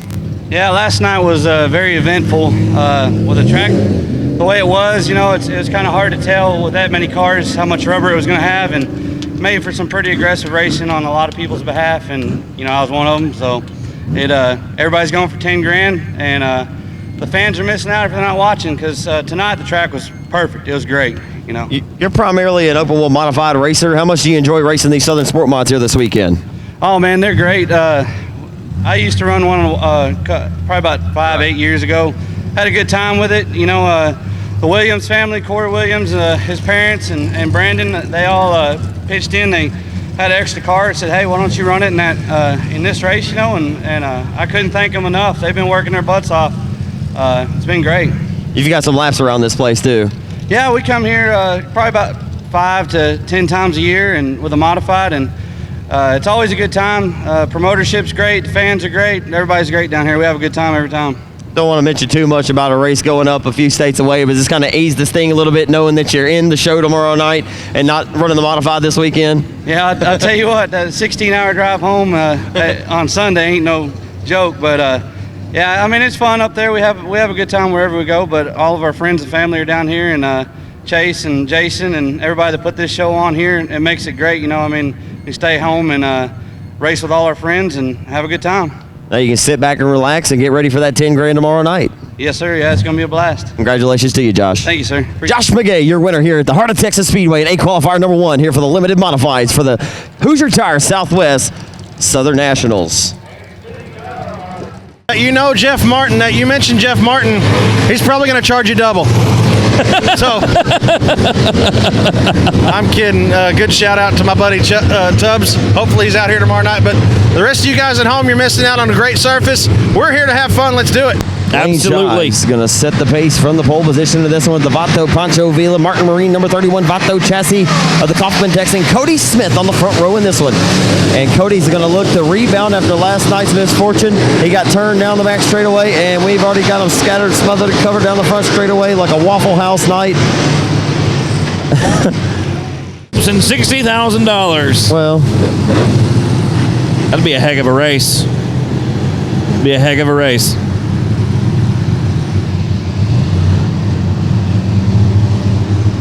Zach, looks like we're getting ready to go green flag this time out of turn number 4, Blaine Shives. And Cody Smith with one more chance at it. Take 2 on your A qualifier.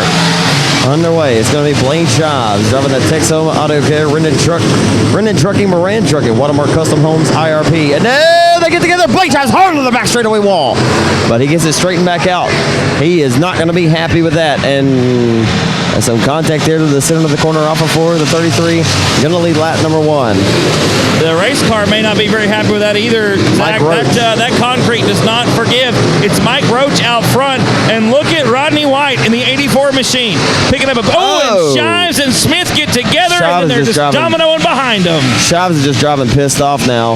He drove it deep there in the corner after he got, I mean, look, he had a great car. He got railroaded down the back straightaway, got squeezed into the back straightaway wall, had nowhere to go, and you can see he's got smoke coming out of the front end, and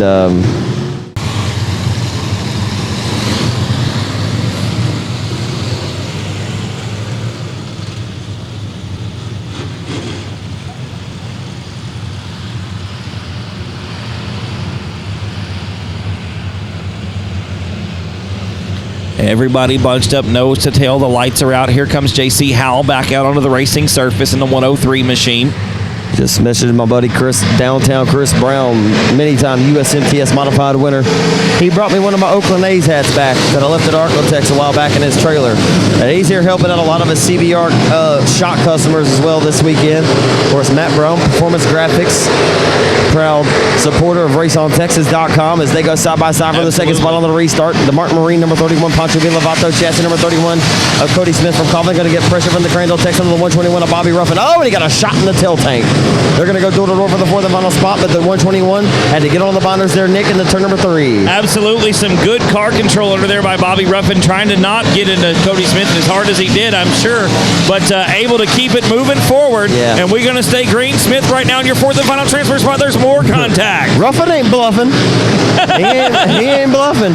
Down the back straight away into turn number 3, off of turn number 4. Mike Roach still with the race lead, but I think it's just a matter of time before your SmackDown winner in that TRC Team Richardson chassis number 84, Rodney White, may roll around the outside of Mike Roach for the race lead. We'll have to find out. I tell you what, Zach, another car on the move I'm watching right now, the 71K, the Vato chassis driven by Kevin Sestair. Sestair up to that 6th position, right behind Bobby Ruffin coming out of turn number 4. Sestair back down to the bottom of the racetrack on the south end in 1 and 2, trying to find some bite and catch up to the 121 of Bobby Ruffin. Your leader still Mike Roach, but I think you're exactly right, Zach. Rodney White all over the bumper of the 33R. As we come down into turn number 1, Roach, a little bit of maybe a lane up off the bottom. Rodney White trying to get right down upon the tires and get a wheel underneath the 33R machine. Rodney White just a 5,000ths of a second quicker that last lap over the 33. He's done the quickest lap of this race with a 16.847. You can see right now the preferred line has come from the top of the racetrack. A lot of guys down on the bottom now. Dust flying in the air, but the racetrack is still hanging on. How about the mean orange machine, TJ Green? He's up to third now. Absolutely got a good restart to last caution, and TJ Green has found himself into a transfer spot right now. TJ started 8th, and he's in third. That's a great run for him. Absolutely, brother. TJ Green got a lot of laps around this place, a lot of wins in this classic car, and it's good to see him out here tonight. Laps around this place are definitely paying dividends for drivers that know this place, like Josh McGay in that last race. He's raced here 5 to 10 times a year, like he said in his post-race interview. We'll see what happens, though. The Martin Marine, number 31, holds on to the 4th and final transfer spot in this one.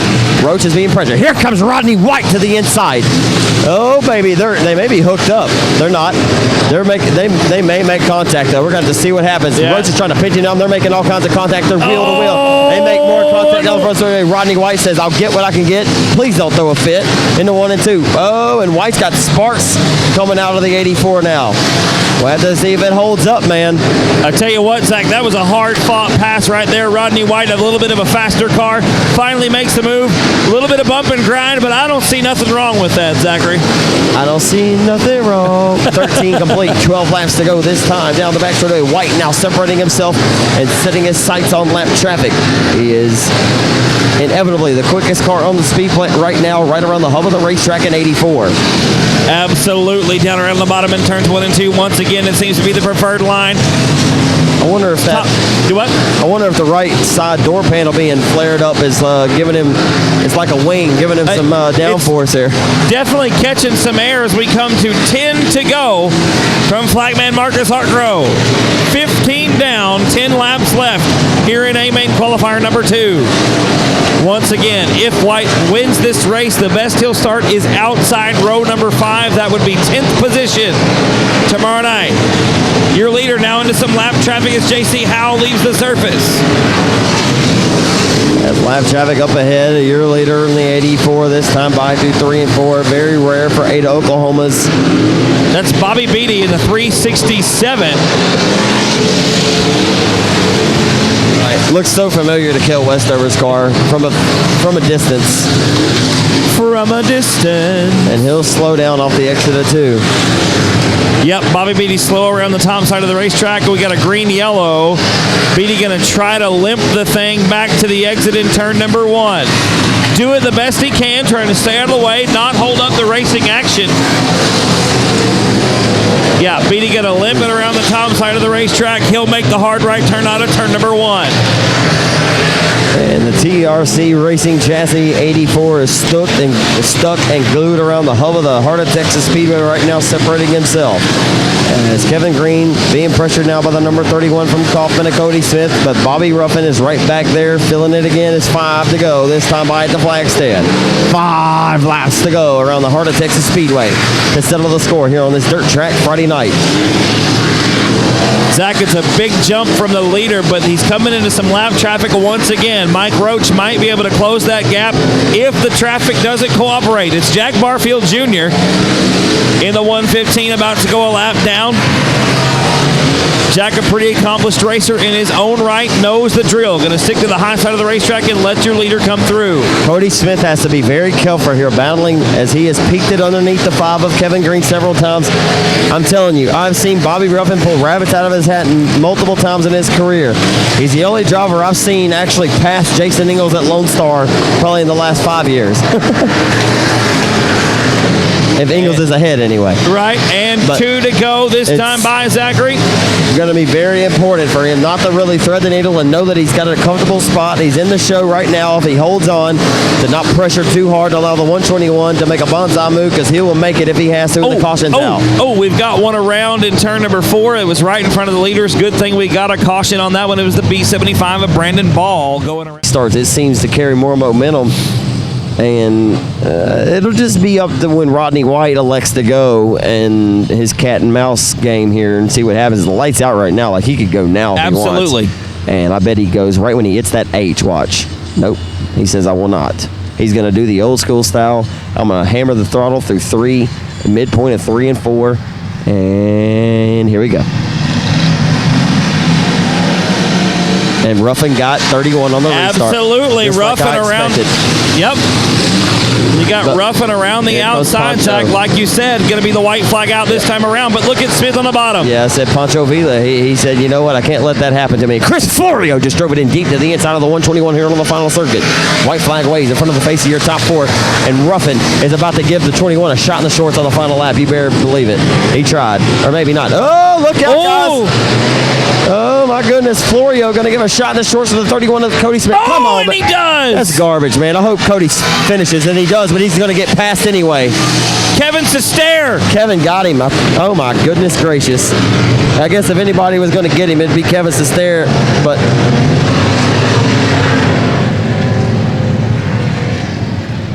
It says Cody through with the Hoosier Tire Southwest Southern Nationals for $10,000 tomorrow night. Driving the Brian Agri Products Team Richardson chassis. RJ Designs. Rockin' W race number 84, ladies and gentlemen, give it up for Rodney White in 84.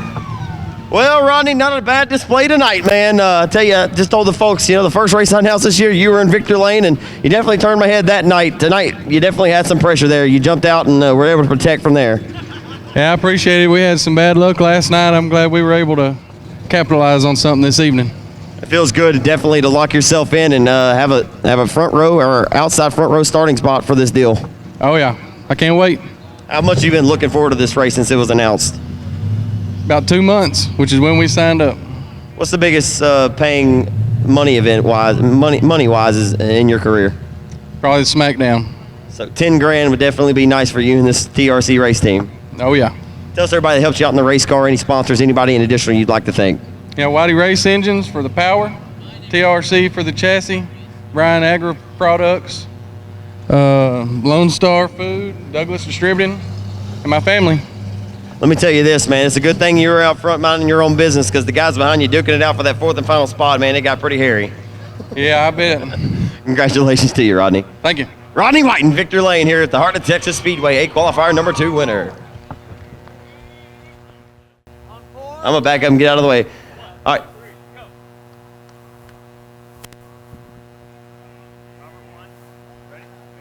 So Robert won the first one. It's the best of 3. So it's 1-1.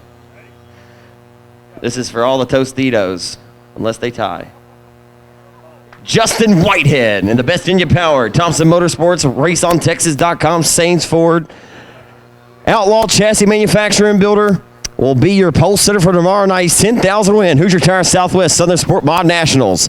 I need the Marshall.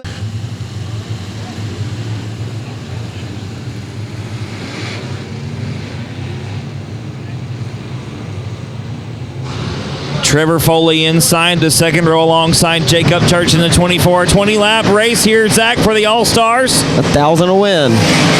Like I said, I asked Whitehead, how conservative would he play, knowing what's at stake tomorrow, being on the pole? He said, heck, when the green flag drops, who knows? I'll probably start going after it. But look, he's at the dead. Hey, look, he elected to go to the tail, see how his car works. He's not going to risk this. No, absolutely not. $10,000 is a big paycheck. He's going to want to win that for sure. You got Brandon Ball out front right now. 1 lap in the books. Wally Beatty in second spot. Jake Upchurch is third. Now, Ball definitely wants to capitalize and cash in on the grand tonight after his mishaps last night and so far tonight. Here comes Woodward, Oklahoma's Brandon Kinney. He's an all-star indeed. Every driver represented in this race are some of the best in the business. Yeah, Brandon Kinney picking up 2 spots in about half a lap there. Zach moves up to the second position in front of Wally Beatty and Jacob Church. Jacob Perko rounds out the top 5 right now in the 101. I don't expect to see many of these guys getting too wild and wrecking out here. I think they're going to show, for the most part, respect to their counterparts out here, as they would like to be racing this event. As here comes Kenny to the inside, nearly for the race lead. Brandon Ball slams the door shut in front of his face, but he drifts way high wide and hands him off the exit of 2 and opens the door down on the back straightaway. Here comes Kenny, but able to drop back down on the low side of the hub and hug those Uke tires off the exit of corner number 4 is B75 for the race lead, the Farmerville Freight Train, but he's got company to the inside. 21B takes over the race lead. Woodward, Oklahoma's Brandon Kenny to the top spot. And it's Freddie Wotek taking a detour through the bottom of the racetrack there. The scenic route through the infield rejoins the fray. We stay clean and we stay green. They're 3 wide there mid-pack. Derek Grigsby just got 2 for the price of 1, and oh boy, Dustin Robinson's involved. With Woodward, Oklahoma's Brandon Kinney, former top 3 finisher in the Humboldt, Kansas B-Mott Nationals, will lead the herd. As you see Whitehead, he's just probably playing some tricks on his car, playing smart tonight in this all-star deal. Brandon Kinney leads him back to the green flag. Zach Brandon Ball in tow. And a Wally Beatty in third spot there. Here comes Perkle around the outside of the 141. And how about Dylan Spear firing some bullets? He'll go 3 wide for 4th through the middle point of 3 and 4. Dylan Spear, the meat and the bun off the exit at corner number 4 down the front straightaway. Oh my goodness, that's not what you want to see. Perkle making contact with the front straightaway wall. Jacob Perkle trying to go 3 wide in the turn number 4 down the front chute. It did not work. He climbed the wall, nearly climbed out of the place in the 141. Everything seems to be good to go. We're still moving around. Oh, look at this. They're 3 and trying to go 4 wide down the back straightaway. Had to think better of it. Cleo Adams had to get on the binders there. The Drummond, Oklahoma racer. Off the exit of 4, down the front boulevard we go.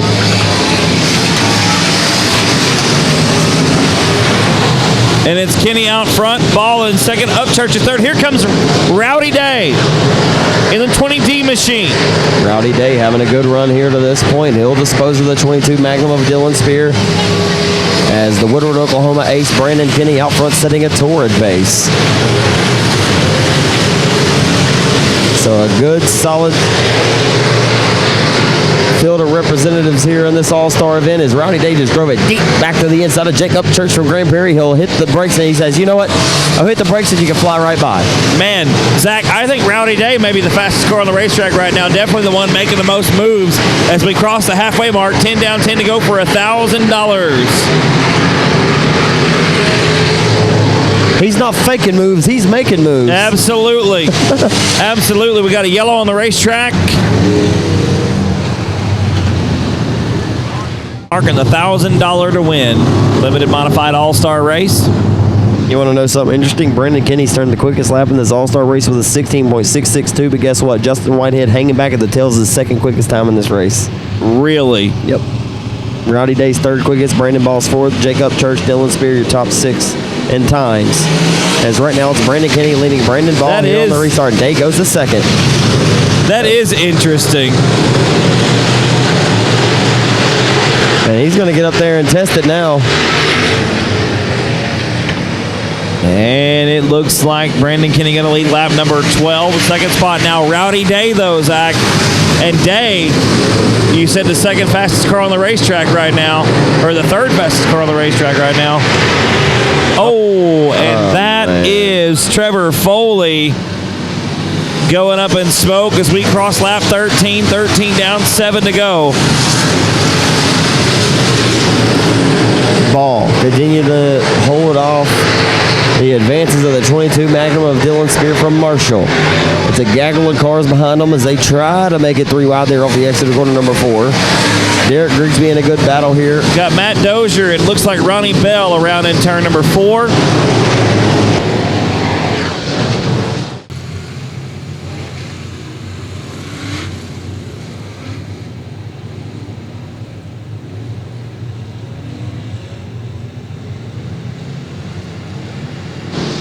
Green flag coming back out. A single file restart this time around.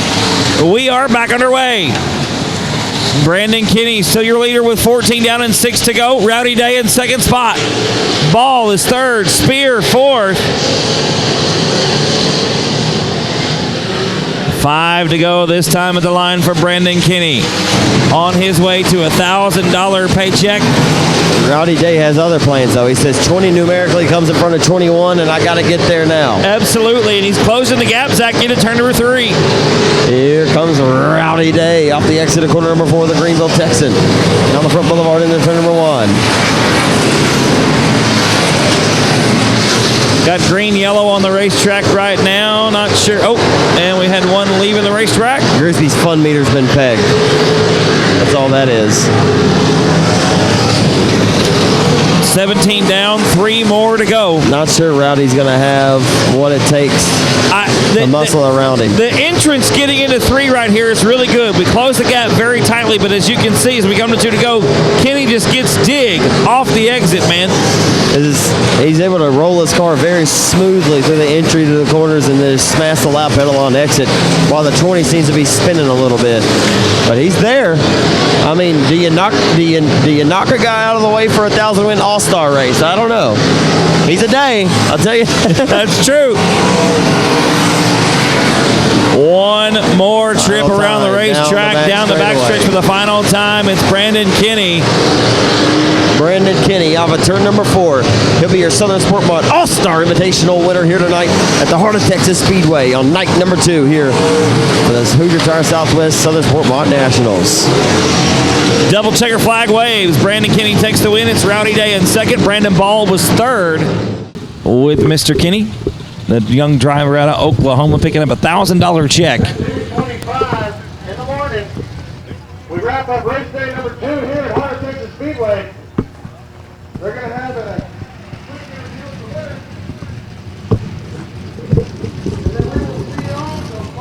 Here he comes, race fans. Give him a big round of applause for Brandon Kenny out of Woodward, Oklahoma.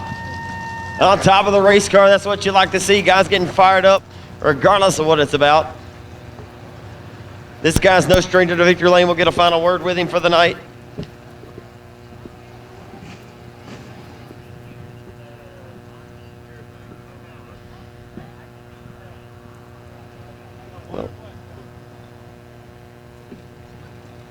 Well, Brandon, didn't take you long to get to the race lead. Rowdy Day tried to get there and show you some pressure there late in the going, man, but it just appeared this Ramirez race car was just glued around the hub, man. Didn't seem like you were going to let that top spot up. Well, I really didn't feel very good, though. I haven't ran the bottom of this place yet, and I felt mega slow. I was just waiting for somebody to drive around the outside of me, so I'm pretty pumped. Yeah, you got to be pumped, man. You stand on top of the race car. That's what we love to see, though, man. You drivers getting fired up. I mean, hey, this all-star race, the best of the best are represented in this, and hey, you're the cream of the crop. Yeah, this is awesome. $1,000 too. I know that's awfully nice as well. I mean, I'm sure your weekend to this point hasn't quite gone to your expectations. So far, so good. This makes it better. Yeah, definitely better. Tell us everybody that helps you on the race car.